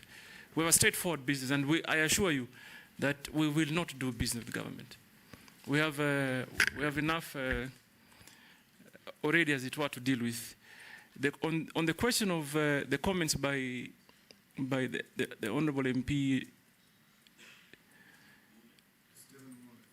no, in Mombasa, on the same one, on the comments, I want to tell you, I now serve the nation. And in fact, I will make efforts to even unite those that are in Mombasa. I must help the president unite the country. And therefore, I must rise above local, divisive conversations. Every Kenyan must be served equally across board. So if there's anything I'm going to do, is to actually endeavor to unite Kenyans and even leaders even more. So be rest assured, politicians have their space, they can say what they say, but if I'm approved, I serve the nation, and I want to assure this House I will do anything to see a Kenyan that is united. Mr. Speaker, on my telephone number, let's begin there. I wonder the kind of calls that I'm going to get today. But you missed out on a digit, so I'll tell you later. Because I can be salimiwad. But yes, it has those many zeros. I may have gotten some shares maybe from on a light note, Mr. Speaker. So I want to also say that I agree with the Honorable Stephen on the space in the blue economy. And Mr. Speaker, if there's one thing that this country needs to focus on, is mining and blue economy. I believe if we take the right strategy, we deploy the right strategy, we can even remove ourselves from the hole of debt using our own resources. We can. We can. And we should. And therefore, I'll make it my business to ensure systems that work are deployed, processes that are efficient are used, so that we also can help this country move from the burden it is in today. And I believe strongly that this ministry is a ministry of wealth creation and employment opportunity. And that will be my focus if you approve me. Mr. Speaker, someone touched, Honorable Roberts, you touched on Mombasa Stadium and the GDP contribution. By the way, from what I read, when I was doing my research, I saw that Kenya was reporting 1% contribution to the GDP. But that included base titanium, which was actually the largest mining company in Kenya, which closed shop and left. So even if you remove now what base titanium used to contribute, we could be even lower to maybe 0.5%. And there, we quickly need to start moving so that we embark on getting real investment and in real time. Finally, Mr. Speaker, is the stadium. I saw that, affidavit. Now let me tell you what Mombasa was planning to do at that time. The idea of building a stadium was conceptualized around 2019 towards the end. We designed, we wanted to build a world-class stadium. Designed, put it up for tender. The tender was won by a Turkish company. in partnership with a local company. So the stadium that we had wanted to build in Mombasa was a modern stadium that is built mostly by steel. And that is why physically you may not see the work done when you go to the ground. But I want to assure this House, and this has been a matter of investigation. It has been investigated by the Public Works. Even that Auditor General report, when it went to the Senate, it was cleared. It was not investigated by the Ministry of Sports, that all the earthworks have been completed. So what was remaining is to bring the steel bit of the stadium and just install, which I was made aware that 70% thereabout of it had been completed in Turkey. And it was just not a basic stadium. In there was multi-purpose hall, amphitheater, Olympic-sized swimming pool, and the rest of the facilities. Now, where we faced the challenge, 2019, we award a contract. 2020, hit hard by COVID. And obviously, as a leader, like many of you did, is to first of all find means and ways to cushion your people. Mombasa, at that time, announces 50% waivers on all levies because of COVID. So a sudden drop, significant drop of our local revenue. Then, subsequently, the Revenue Allocation Commission re-engages on a new formula that made Mombasa lose 2 billion shillings. 2 billion shillings. We moved from an allocation of 8 billion to 6 billion. So that completely ruined every single plan we had to complete even that. I even remember I placed a call at that time to the president and informed him that we have awarded a contract that is 1.7 billion. COVID has forced us to waive levies to cushion Kenyans. Our allocation is lost by 2 billion. How are we going to pay for this stadium? And I invited at that time the national government, please come on board and help us to complete this. Because it's already, as I speak today, I'm aware it's already completely done in Turkey. If we have resources, we pay and they come, they install. If they come within 2 months, you have a stadium up and running because all the earthworks are completely done. So I assure you, first of all, it's not 1 billion that has been paid. What has been paid for earthworks and part of the steel, and also 30% of the steel is already in Mombasa. If you visited the stadium today, you will see they've already put up one side of the stadium as a sample. So, first of all, amount spent, no, not 1 billion, just about 400 million. Earthworks are done. 30% of the steel is in Mombasa. 70 is in Turkey. And I hope, and I want to encourage even my current governor to engage. And I know he's doing it. He's talking to national government because they're still struggling with the resources. So that allegation, be rest assured. Tender was done above board. Money, value for money for certain. Investigation completed. No issues at all was raised by the relevant institutions. So, what was the question, Mr. Speaker? The question was, by bringing in mega international investors, are you going to disenfranchise the local artisan miners? No, this is what I think should happen. Obviously, for us to make meaning of what we exploit, we must encourage international investors. But I also appreciate that if Kenyan people or companies do invest, they have a greater advantage because all the dollars that are paid now will land where? Here. And for me, there's two fronts. One, artisanal miners can be organized.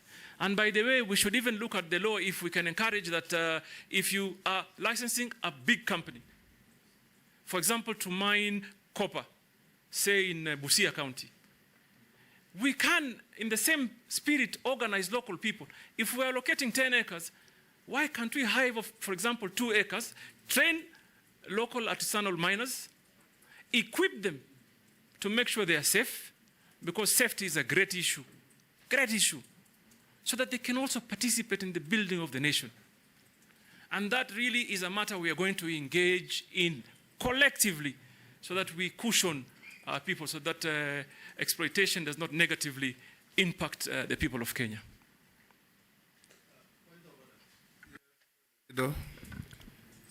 Thank you, Honorable Speaker. Honorable Hassan, what I am saying is, by dint of having international conglomerates to do mineral prospecting or excavating mineral, there are those communities, those individuals who are doing the mining, and they can easily be removed by virtue of not having the license, by virtue of environmental impact assessment, safety, excuses that actually locks the locals out. The reassurance I want is locals should not be locked out. Thank you, Honorable Speaker. Mr. Speaker, first of all, I believe in the principle that primarily first beneficiary should be at the center where the local is. And we will do everything possible to cushion that local. And I said it earlier, and I want to repeat it again. We must equip them to be able to do real business. Number one, train them in matters mining, equip them, matters of safety, and even give them basic business skill so they know value for money. For example, Mr. Speaker, in Migori County, the artisanal miners, they go for small collection. Somebody just wants to collect enough to eat for the day. They go in very dangerous or hazardous environment. When they think they've gotten what will give them that meal for that day, they go home. Don't you think there's a need for us as a country to engage them, to tell them if you do it in a much more organized way, you can actually change your life for a long period of time. So, Mr. Speaker, I want to assure the honourable member that... Point of order. I was hoping that you would say something like this, that you'd promote a legislation, like happens in many countries, that if a foreign investor is coming in, they must have a component of local shareholding, so that we don't only benefit, because when an investor comes in, we only benefit from their investment and employment and tax in Kenya, but they repatriate the entire amount of their profit. So we should be looking towards that, or else the country will be owned by foreigners. No, without a doubt, and I take your comments very, very seriously, that, that this requires a very deeper conversation with all of us, and I'm happy to assure you that we'll take it on. Like other countries, like you've rightly said, other countries do. Even though we are a liberalized economy, we'll find ways to ensure we cushion the Kenyan population. We have a law on local content, and if you apply and improve it, if an Australian or French company comes to mine here and they make $1 billion profit in a year, that is money out of our economy. If 40% of that money goes to local shareholding, that is money into our economy. The most important thing is to structure such that the local content is not used to create a cabal of a few super rich against the rest of Kenyans. The local content could be a county, could even be government shareholding through parastatals in your ministry. The government also has a duty and a right to incorporate companies on behalf of the public and have them be shareholders in those mining activities. If a foreign bank makes 30 billion profit in Kenya, that is money out of our economy. If a local bank makes 10 billion profit in a year, that is money into our economy. We'll take the okay. I think, Mr. Speaker, I couldn't agree more. And probably that may be the reason as to why the National Mining Corporation was formed, one of the reasons. And because National Mining Corporation is not fully functional today, and Madam Boss, this, first of all, may be the first area of potential, get them to partner with other investors so that they can achieve that local content. And I will strongly propagate that it happens. Thank you. In fact, before I call Shuria, at independence nominee, the government had ICDC that was a shareholder for the government and the people of Kenya virtually in each and every international investment that came in, be it Coca-Cola, whichever you name it, and they were holding this on behalf of the people of Kenya and generating wealth for the people of Kenya. Now we'll take the last 4 in a row, Honorable Shuria, Honorable Mishi, Honorable Mukami, and Honorable Caleb Amisi in that order. Thank you, Mr. Speaker. Mheshimiwa Joho, there are numerous abandoned mines and quarries across the country that are a danger to the people. What measures will you implement to ensure the safety and rehabilitation of these sites? I thank you, Honorable Speaker. Shimbogo. Thank you, Honorable Speaker. Honorable Speaker, just to know that the nominee today used to be my governor for 2 terms in Mombasa County, but today I'm here as a member of the Committee of Appointments, and I'm being governed by the rules and procedure of vetting. My first question to the nominee, although the nominee has talked about training, but I want to pick one particular component on training on the seafarer or regarding maritime studies. This is what is abbreviated as STCW, meaning Standard of Training and Certification of Watchkeeping. Most of our seafarers, they're educated, they have the qualification, but they don't have the certificate for STCW. And that is why most of them, when they want to acquire jobs to the vessels, it becomes an impediment. I know the ministry has reduced the payment for such training, and now is at around 15,000 Kenya shillings. But still, most of our formative groups, and those who are vulnerable, those from the minority, the marginalized, the youth and the women, they still can't afford to pay that money for that training. And yet His Excellency has really been talking about working on ensuring that we create employment, because unemployment is a threat now to this country. I'm asking the nominee, what will be your immediate and short-term intervention to ensure that at least we cushion these affirmative or rather vulnerable groups, that they can acquire this certificate of STCW so that they can be employed in the vessels, the fish vessels, tourist vessel, so that they can earn some employment and assist their families. My second question, Honorable Chair, I'm going to do it in a Kiswahili language. Mheshimiwa nominee wetu wa leo, mara nyingi au mara kadhaa katika taifa letu la Kenya ama serikali yetu ya Kenya, kumekuwa na miradi ambayo inahusu kuchimbwa zaidi kwa bahari. Ile Kiingereza tunaita dredging. Kwa mfano kama mradi wa Lapset, kulifanyika mambo ya dredging, hivyo basi kuathiri wavuvi wetu katika sehemu ile. Katika sehemu ya Dongo Kundu Special Economic Zone, ambapo kutajengwa port itakayoitwa Dongo Kundu Port. Pia kuna mambo ya dredging ambayo yamefanyika ama uchimbwaji zaidi wa bahari. Katika harakati hizi tunapata wavuvi wetu wanaathirika, haswa kwanza ikiwa uvuvi ndio kitega uchumi chao cha kuhakimu katika maisha yao. Na ile fidia ambayo wanapewa huwa ni fidia duni, na wengi pia hiyo fidia pia hawaipati. Na hata sasa kuna kesi ambazo zinaendelea za wavuvi kulilia serikali juu ya fidia kama hizi. Je, iwapo utabahatika kuweza kukubalika kufanya kazi katika wizara hii, utaweza kuweka mikakati gani ama utaweka mbinu gani muafaka kuhakikisha kama taifa tutaangalia wavuvi hawa wetu ambao wengi wao wanatoka katika familia ambazo ni maskini ama katika maeneo ambayo ni maskini. Mwisho kabisa ni sheria za kuwasaidia hawa wavuvi katika wakati wanavua. Ni katika swala hilo mheshimiwa, unajua mimi natoka sehemu ambazo kuna bahari. So na kuomba msamaha mheshimiwa, nimalize hili la mwisho. Endelea. Wakati mwingi wavuvi wetu wanapovua wanashikwa, kwa mfano kama wale wa sehemu ya Kwale, sehemu za Lungalunga na Shimoni, wanaambiwa ya kwamba mumepita bahari zaidi, mumefika Tanzania.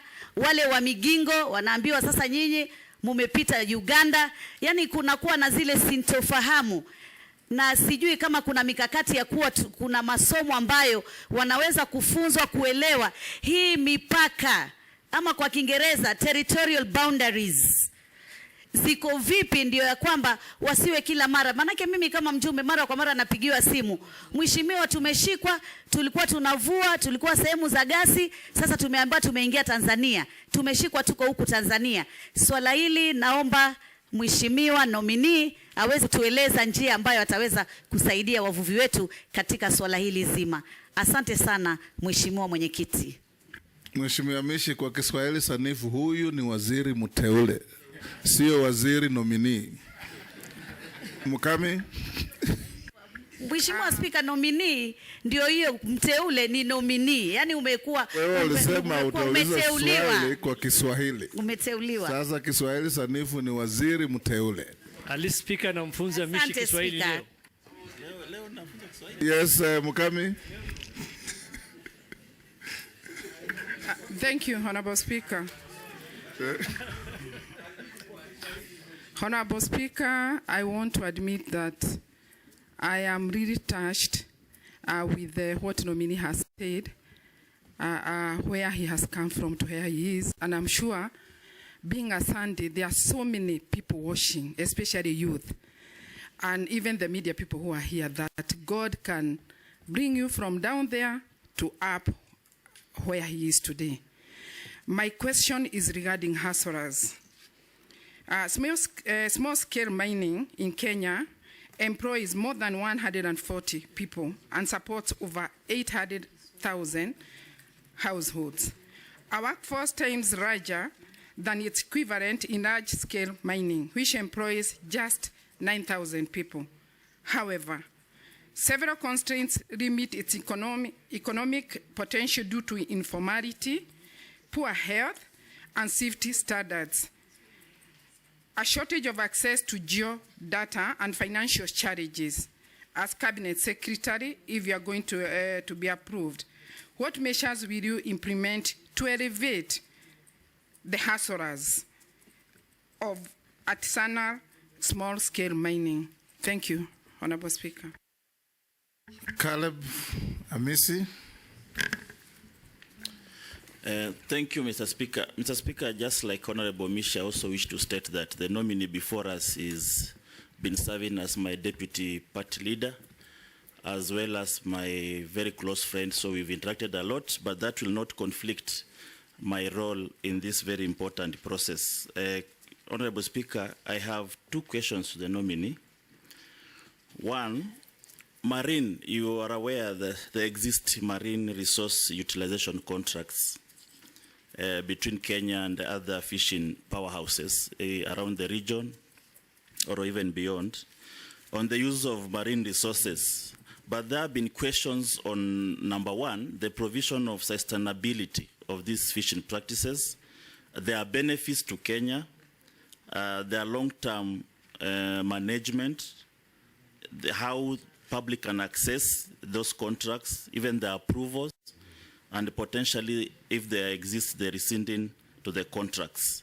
What do you say about it, if you know about the contracts and how you will make Kenya benefit? And then secondly, Mr. Speaker, allow me to ask this, because in my second term now as a member of Parliament, I've served in the Committee of Defense and Foreign Relations, where I had an opportunity to vet, I think cumulatively close to 60 ambassadors, high commissioners, consular generals, and state representatives to the international organizations.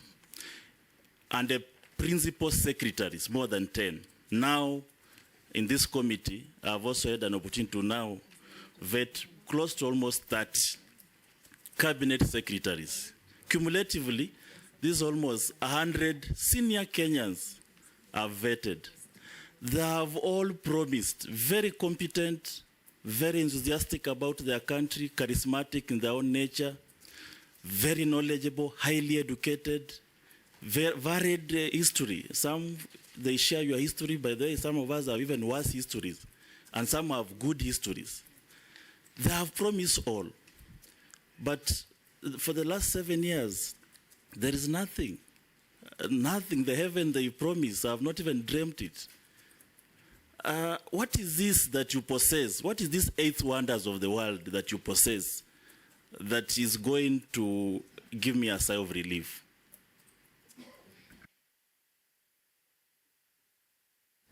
Nominee, answer those.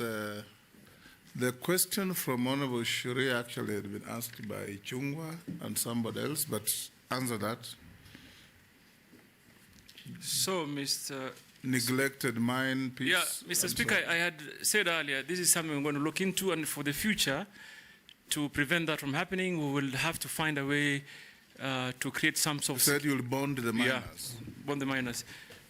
But that doesn't mean we'll ignore the existing problem. We'll have to just find a solution.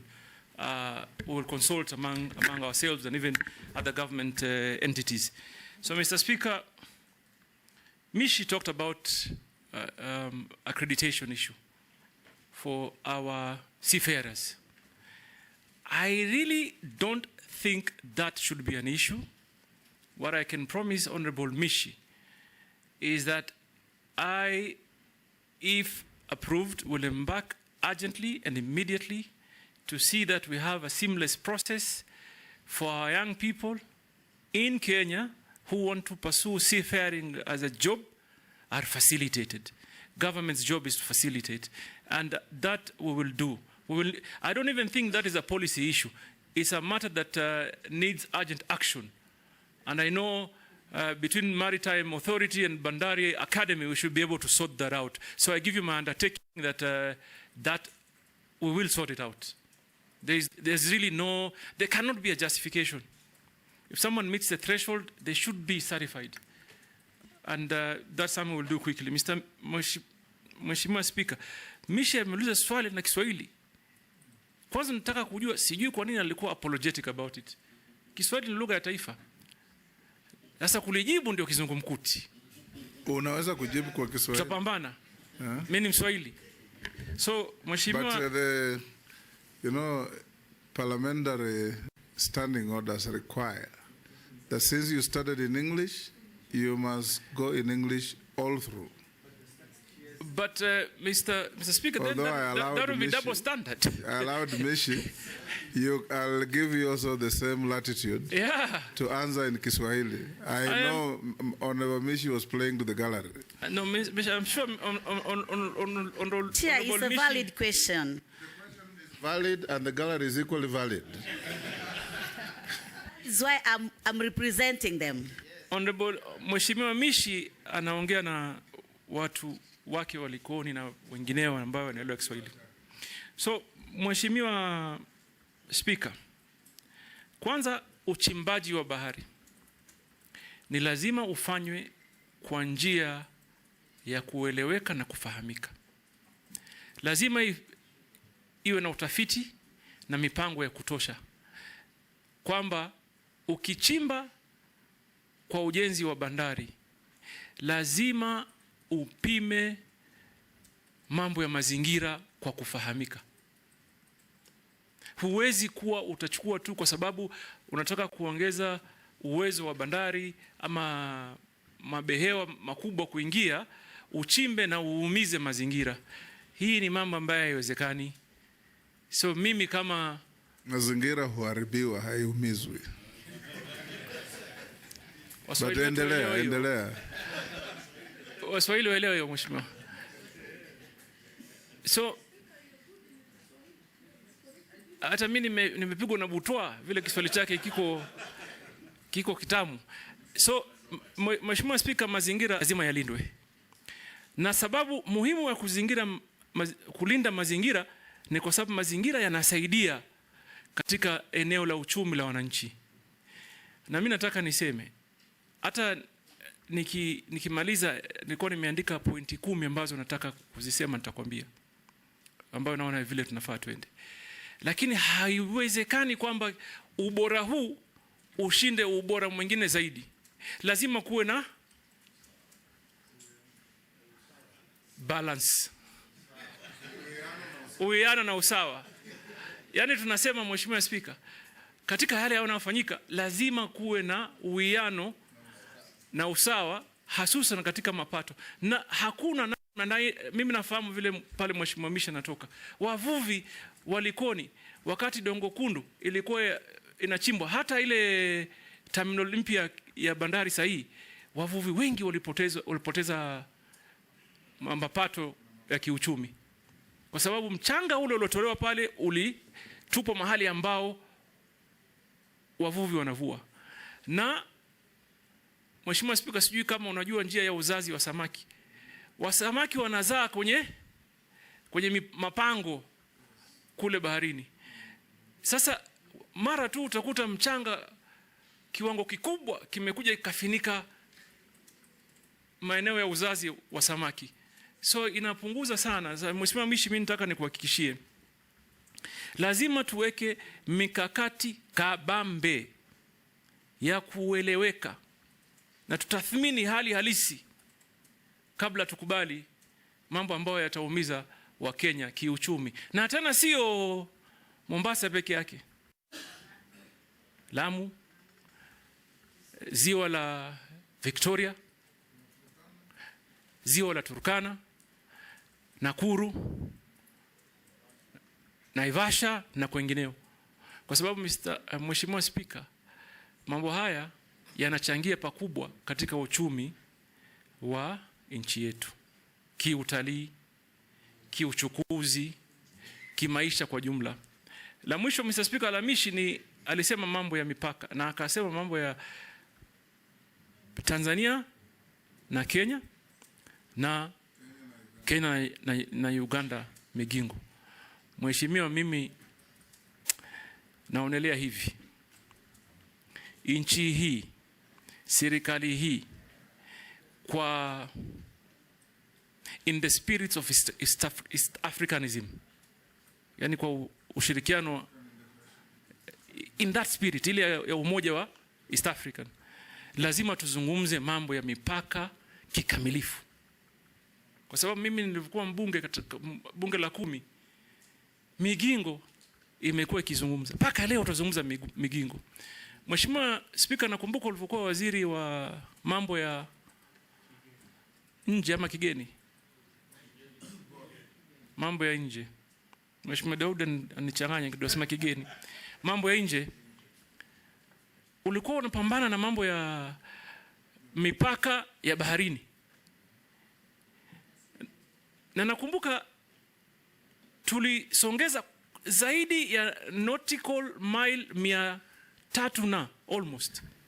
Tulipima na tukazongesha kutoka mile 200 mpaka 450, na hizo stakabadhi nikazipeleka kwa Umoja wa Mataifa. Sasa, New York. Sasa Mheshimiwa, mimi maoni yangu ni kwamba kama nchi ni muhimu tuzungumze kikamilifu mambo ya mipaka. Migingo, Tanzania, Somalia, Uganda, na popote pale ambapo panatuhusu mambo ya mipaka. Ni muhimu, na umuhimu wake uko wapi? Hiyo utalinda haki za Wakenya wa siku za usoni. Hasa ukisikia kwamba kuna madini, kuna rasilimali, conflict inaanza. So Mheshimiwa Speaker, tunataka tufanye namna hiyo. Mheshimiwa Mukami, you cannot,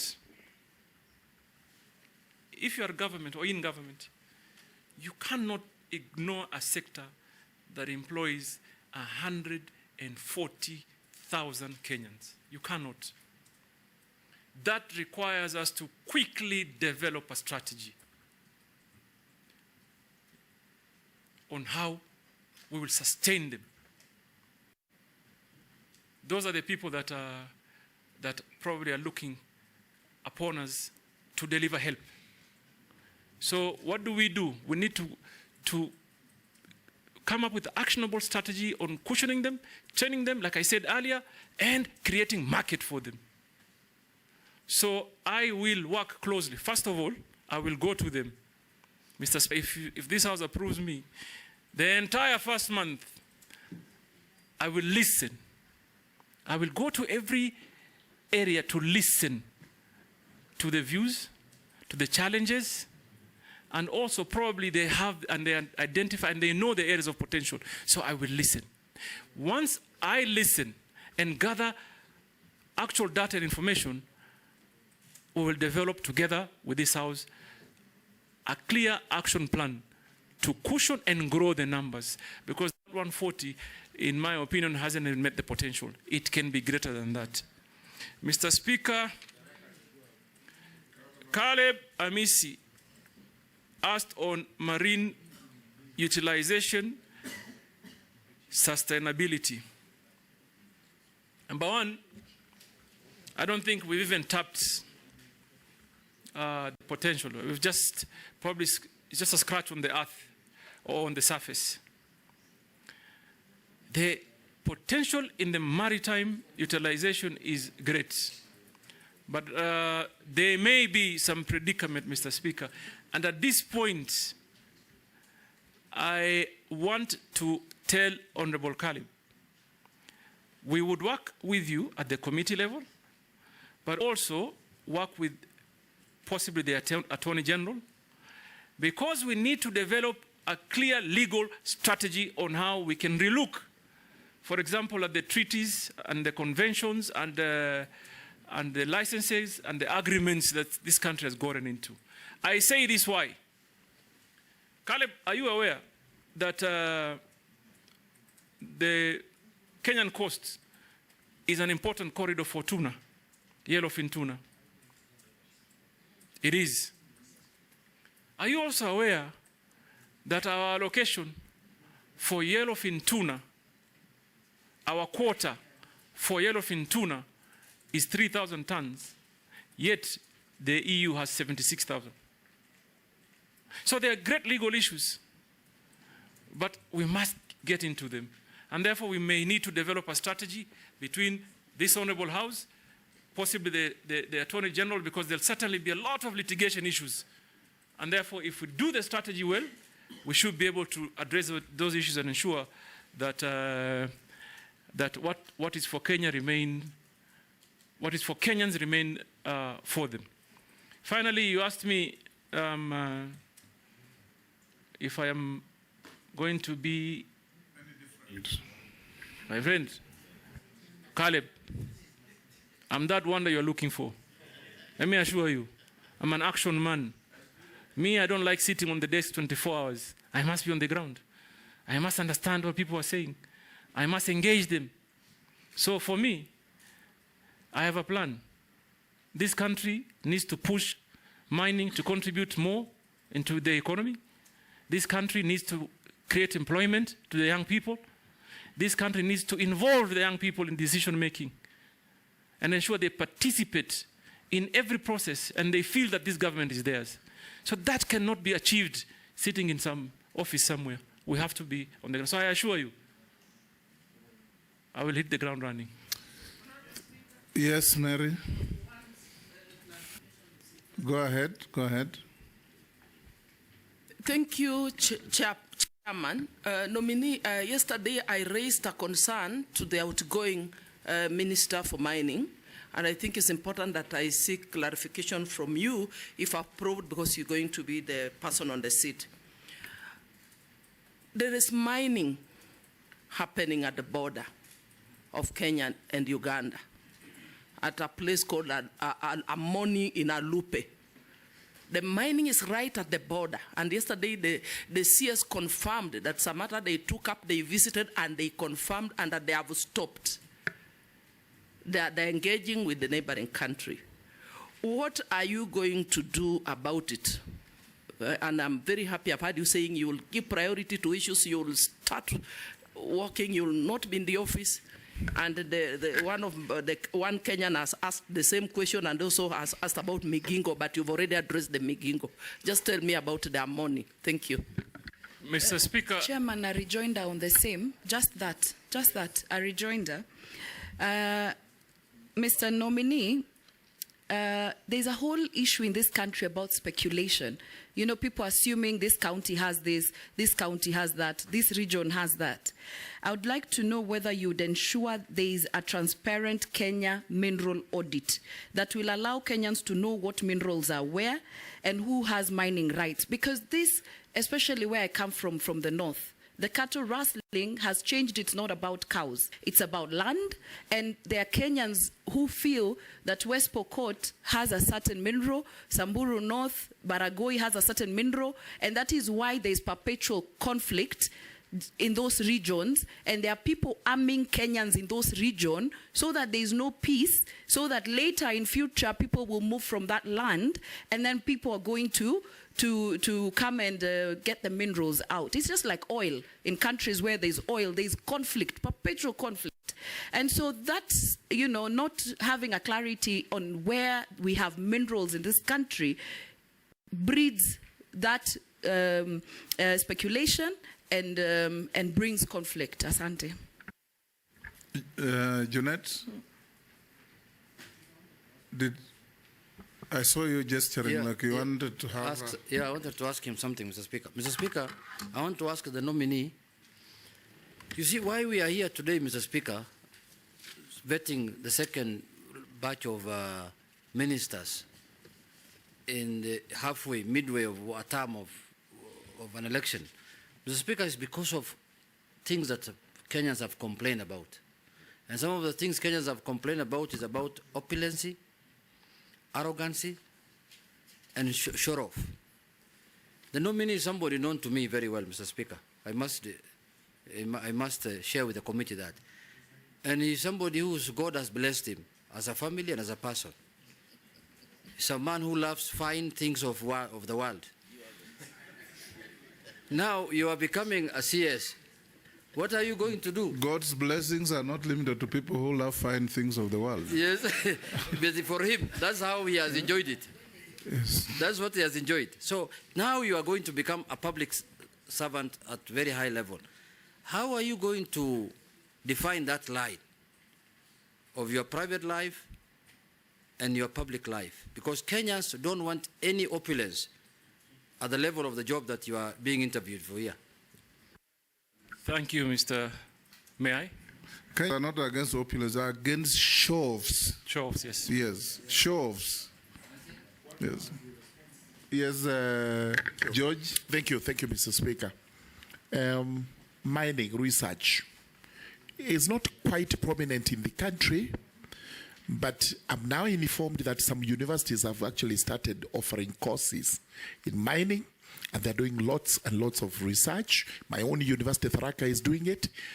Confirm that if this committee, if the House approves you and confirms you, you will actually collaborate with the various universities in the country so that we have better research and better studies, including absorbing those who are studying mining, so that we have local experts.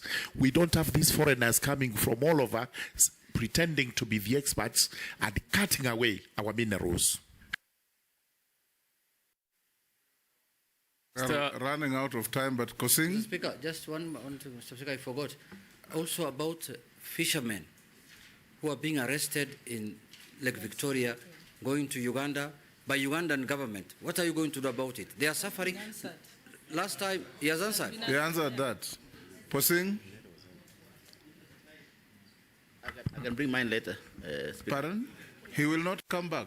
No, not pardon? It's not for him. Okay, it's not for him? Yes. Okay, fine. Honorable Speaker. Nominee, can I beseech members we stop here? We have 4 others waiting. If it's burning, Rahab, I'll give you one. If you're asking about your question, it was answered when you are out. It's not about my question. I was just asking about the gender imbalancing in the fishing industry. What he'll do so that women can be involved. He said that thousands of women handling fish when it lands on the beaches. I thought, yes.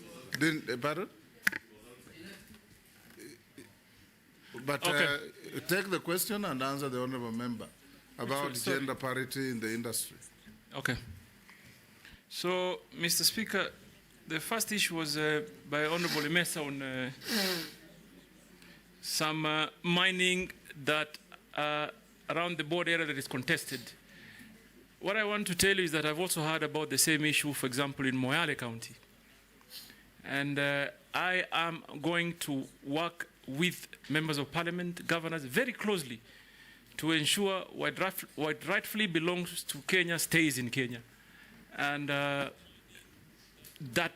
opportunity is secured for and on behalf of the people of Kenya. So we'll work very well together. That assurance government is about continuity, and what Mvurya committed, I will take on and move forward with you. Answer the remaining questions in 2 minutes. Mr. Speaker. From Naisula and Junet. If you could allow me, maybe just from what Junet said, on your declaration of net worth, I see you have valuables and jewelry of a good amount. Maybe you could tell us, among us those in relation to what Junet was asking about opulence, the show of opulence, as the speaker put it. And I know you've been very active on TikTok. Can you assure the people of Kenya that these valuables and jewelry here will not be part of the things that they will see on TikTok? Because I think that is what annoys Kenyans when they see. And because you are coming into public office, just to be sensitive that Kenyans, as much as you have declared it here, may not want to see those things. Mr. Speaker, I think what my brother Kimani Chungwa is trying to say is referring to what they will see.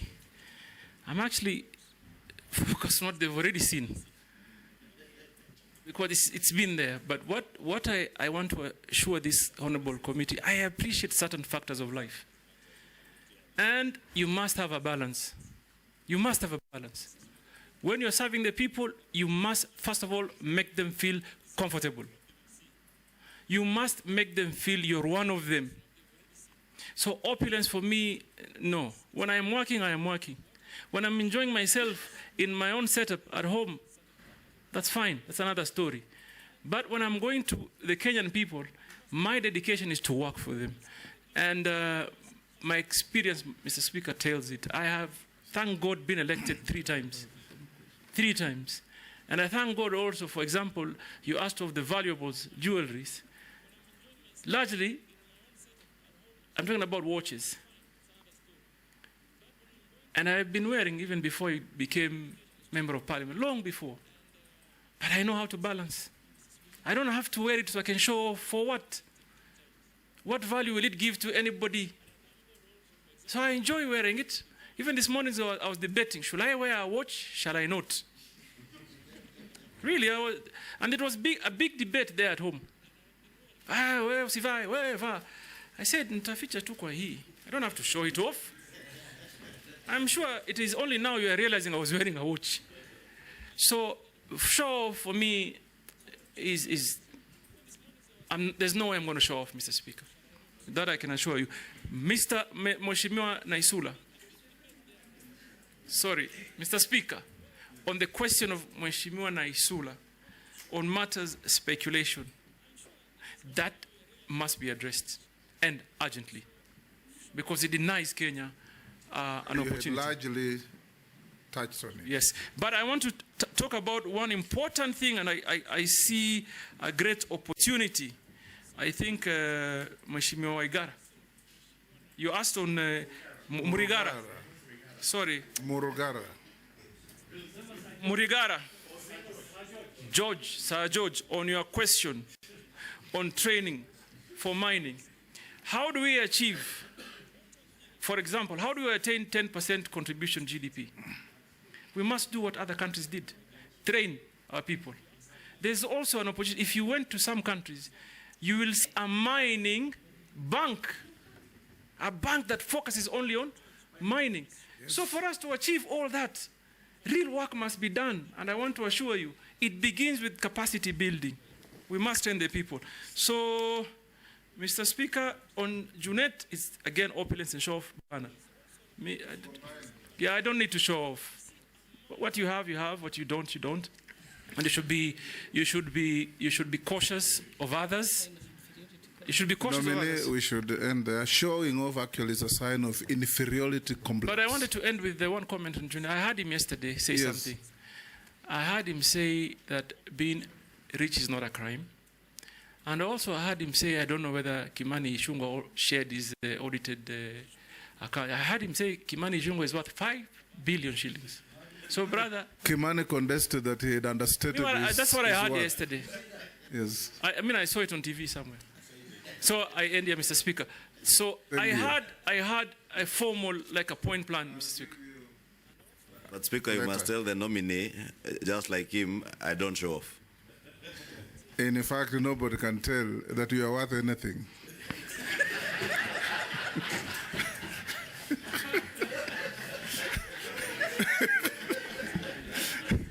Mr. Speaker, and that must be the culture in Kikuyu constituency.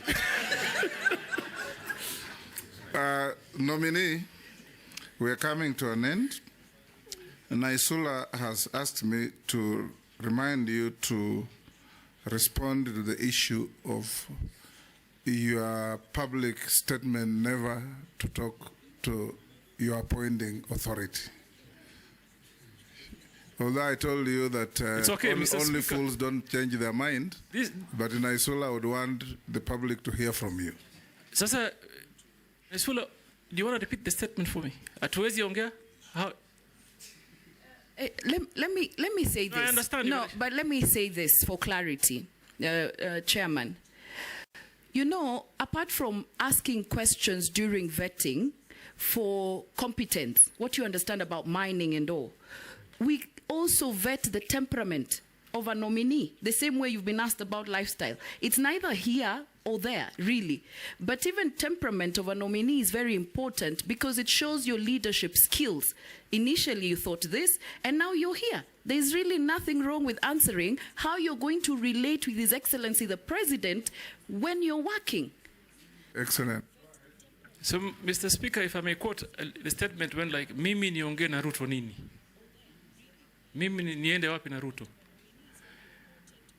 Mr. Speaker, hakuna mtu ameeleza vizuri kukuliko. Mpumbavu peke yake ndo abadilishi mawazo. Mtu mpumbavu. Pili, hii ni clarion call to serve the country.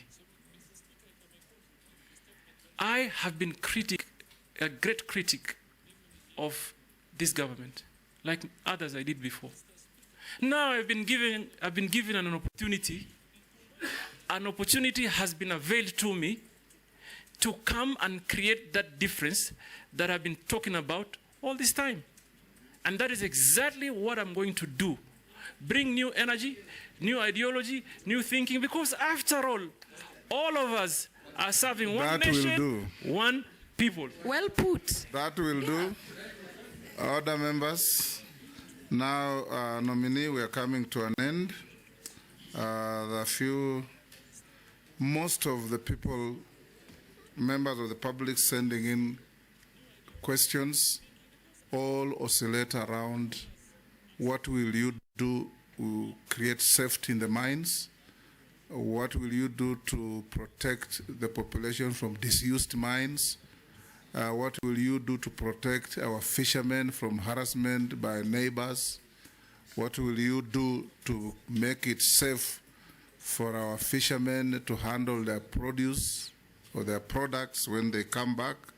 And what will you do to make mining part of the central core of Kenya's economy? These are all things we have talked about, but the public would want to hear that we brought to you what they wanted.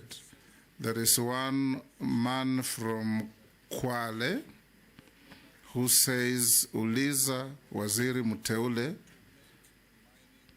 ngoja kidogo, ataweka mikakati gani kuhakikisha kituo cha mafunzo cha uchumi Zamawati kilichoko wadi ya Ngomeni, kaunti ya Kwale, kinakamilika kwa muda unaofaa.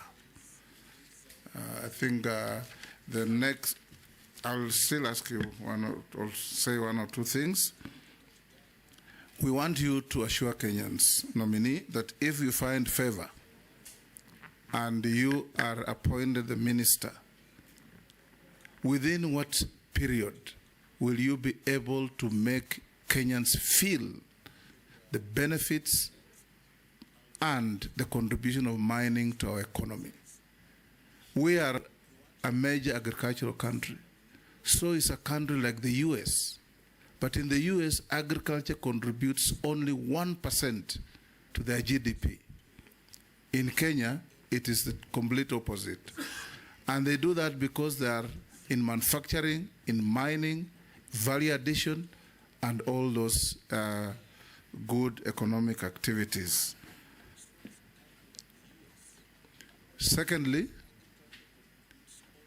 ensure that Kenyans participate in this exciting new economic venture. Assure Kenyans that you are not going to be, if approved, to be working for international conglomerates to come to Kenya, appear to be generating economic activities but taking away all our wealth. We want to see mining being part of the central feature of our economy. Thirdly and lastly, for the seafarers and those who are now going to work on international ships, you may consider, because most of those seafarers will work in ships of major shipping and maritime countries: Korea, China, Spain, and others. You may consider, and Germany you talked earlier, to introduce basic language courses at our college in Mombasa in these languages, so that when they graduate, they have a basic knowledge of German, of Korean, or Chinese, or Mandarin, or whatever. Thirdly and lastly, you may also consider sometimes if a seafarer goes to a Spanish shipping line and produces a certificate that's a collaboration between our college and some college in Spain, it gives confidence to those who are employing. So you may consider partnering our institution with as many other institutions worldwide as possible to ease the process of our youths getting certificates and being considered for employment. Finish those, then I come to... Can I say one from a Kenyan speaker? Oh, there is... okay, one yes. from Kenyan. Yes. From West Pokot. West Pokot. Yes, he's saying, don't forget to tell Joho, this is a guy of late 30s, he's working and he's in school. He just finished Form 4 the other day and got a D+. So he's saying, don't forget to tell Joho your motivation to many of us, like me in West Pokot, to pursue my education studies. Yes, before you answer, there is also somebody who said, I am really shocked that Governor Joho has 2 degrees. Kenyans know he has never been to school. This is some lady from somewhere. Now go on and answer. Mr. Speaker, the only thing she didn't write is that I'm an alumni of Harvard University. And I'm grateful that we could inspire someone. And this is a message I want to tell the young people of this country. Please never lose hope. Never give up. There is always a way out. It requires determination, focus, commitment. Answer those now. And a little bit support. I'm just saying that because I felt encouraged that someone may take a path of changing his life. Mr. Speaker, I began by saying we need to relook at the architecture of our training programs. Do they conform to the needs? How do we tap in? How is it that we, first of all, are only tapping into just under 0.2% of the demand? So we will probably redesign the entire training program. And then, Mr. Speaker, I couldn't agree more. The urgent need of collaboration between teaching institutions. We will begin by pursuing partnership between the local universities and the government institutions, and the office will encourage that we have an international conversation of getting more affiliate universities to join in. Mr. Speaker, the young brother from Kwale said that there's an institution that is to be completed at Wa Ward in Kwale. I have been to Wa in Ngomeni I know Ngomeni well. I've been there, and I want to assure him that I will go. For me, I will visit them, and I'll make sure that the projects that have begun come to a conclusion. And then, Mr. Speaker, we talked about what else? Kenyans participating in mining. Mr. Speaker, let me just say this. In Mombasa, when there was a debate on concessions, for example, I heard Kenyans saying one thing. If government wants to raise money, tell us. We can come together, 5 of us, 10 of us, and create good equity, good capital, in billions. There is that capacity. We know people that are having billions of shillings in banks. What may be the problem? Maybe they don't have the information of what the country holds.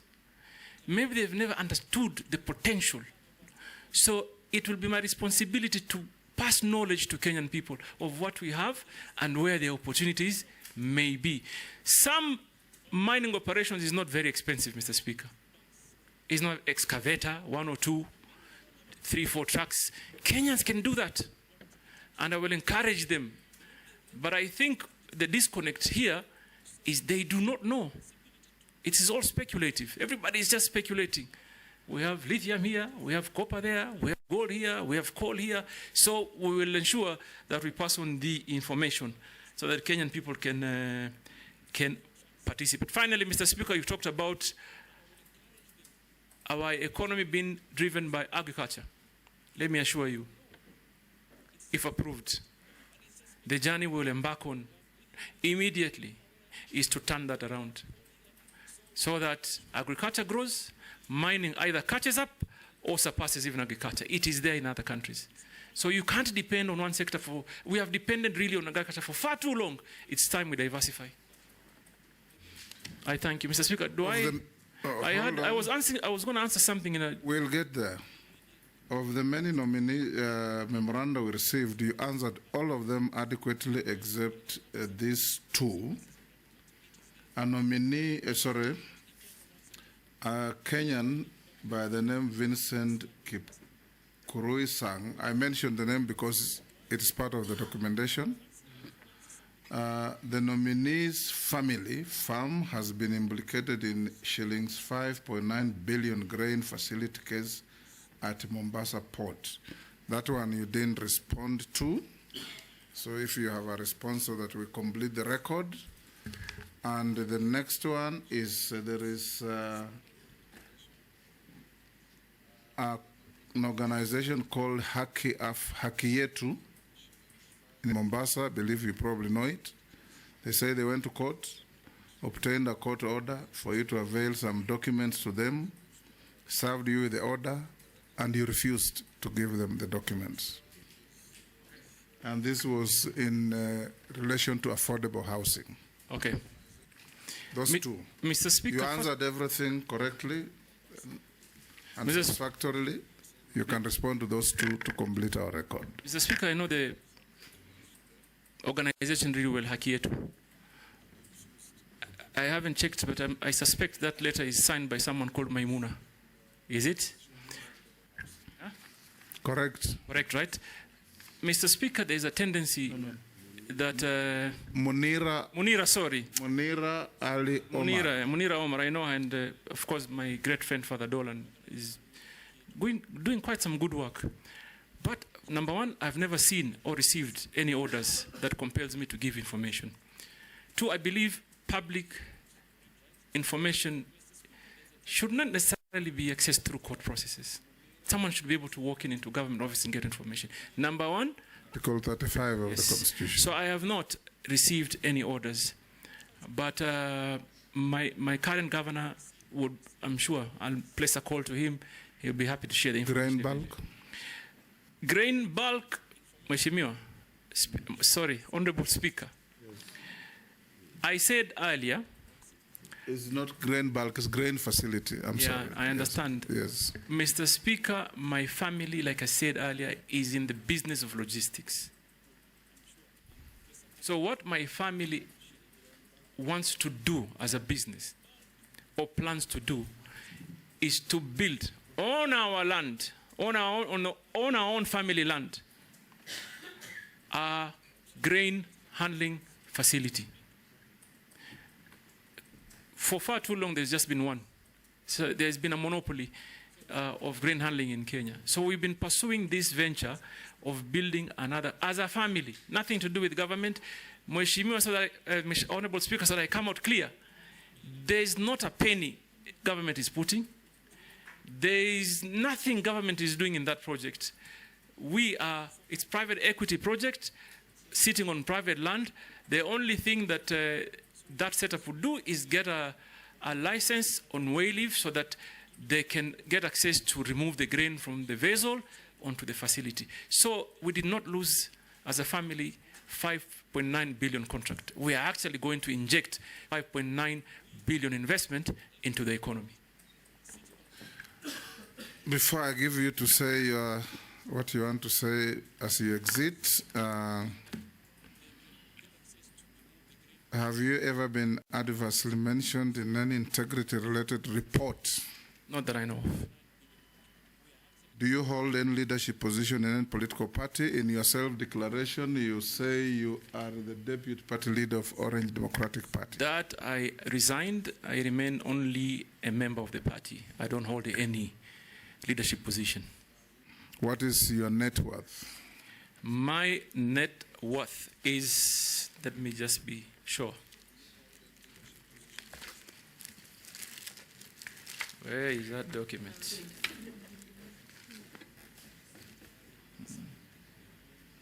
Where is it?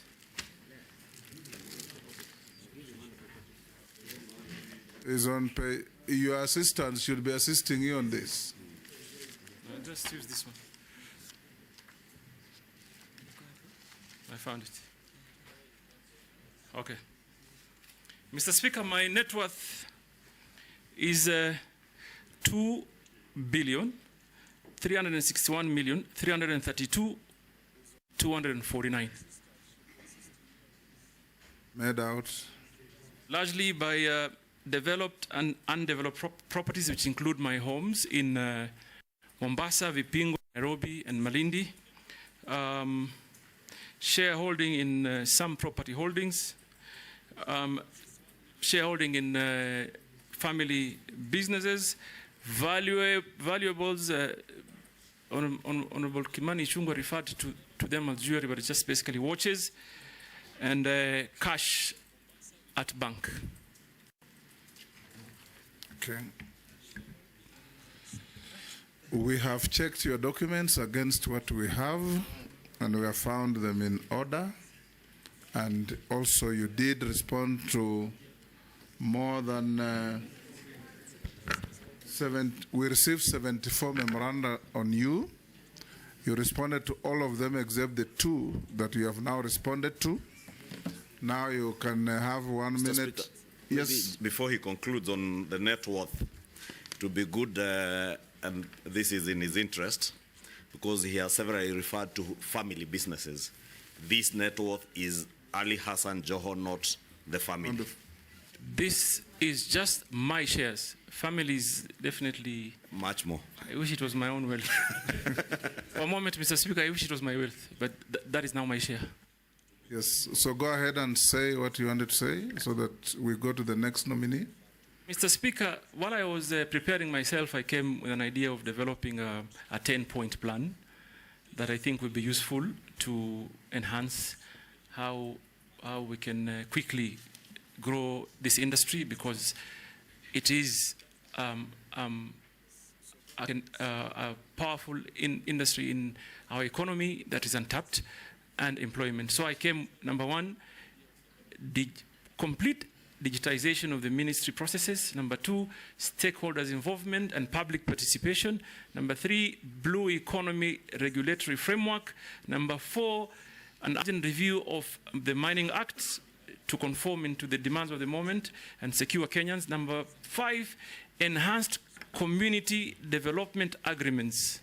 Number 6, international maritime organizations representation, capacity building for deep sea fishing.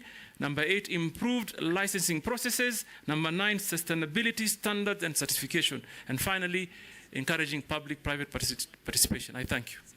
Those are your KPIs, key performance indicators. And I thought I should share them. We have come to an end in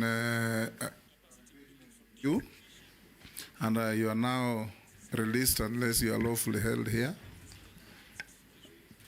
Take your documents with you. Sergeant, can you escort the nominee out of the chamber? Have a good day.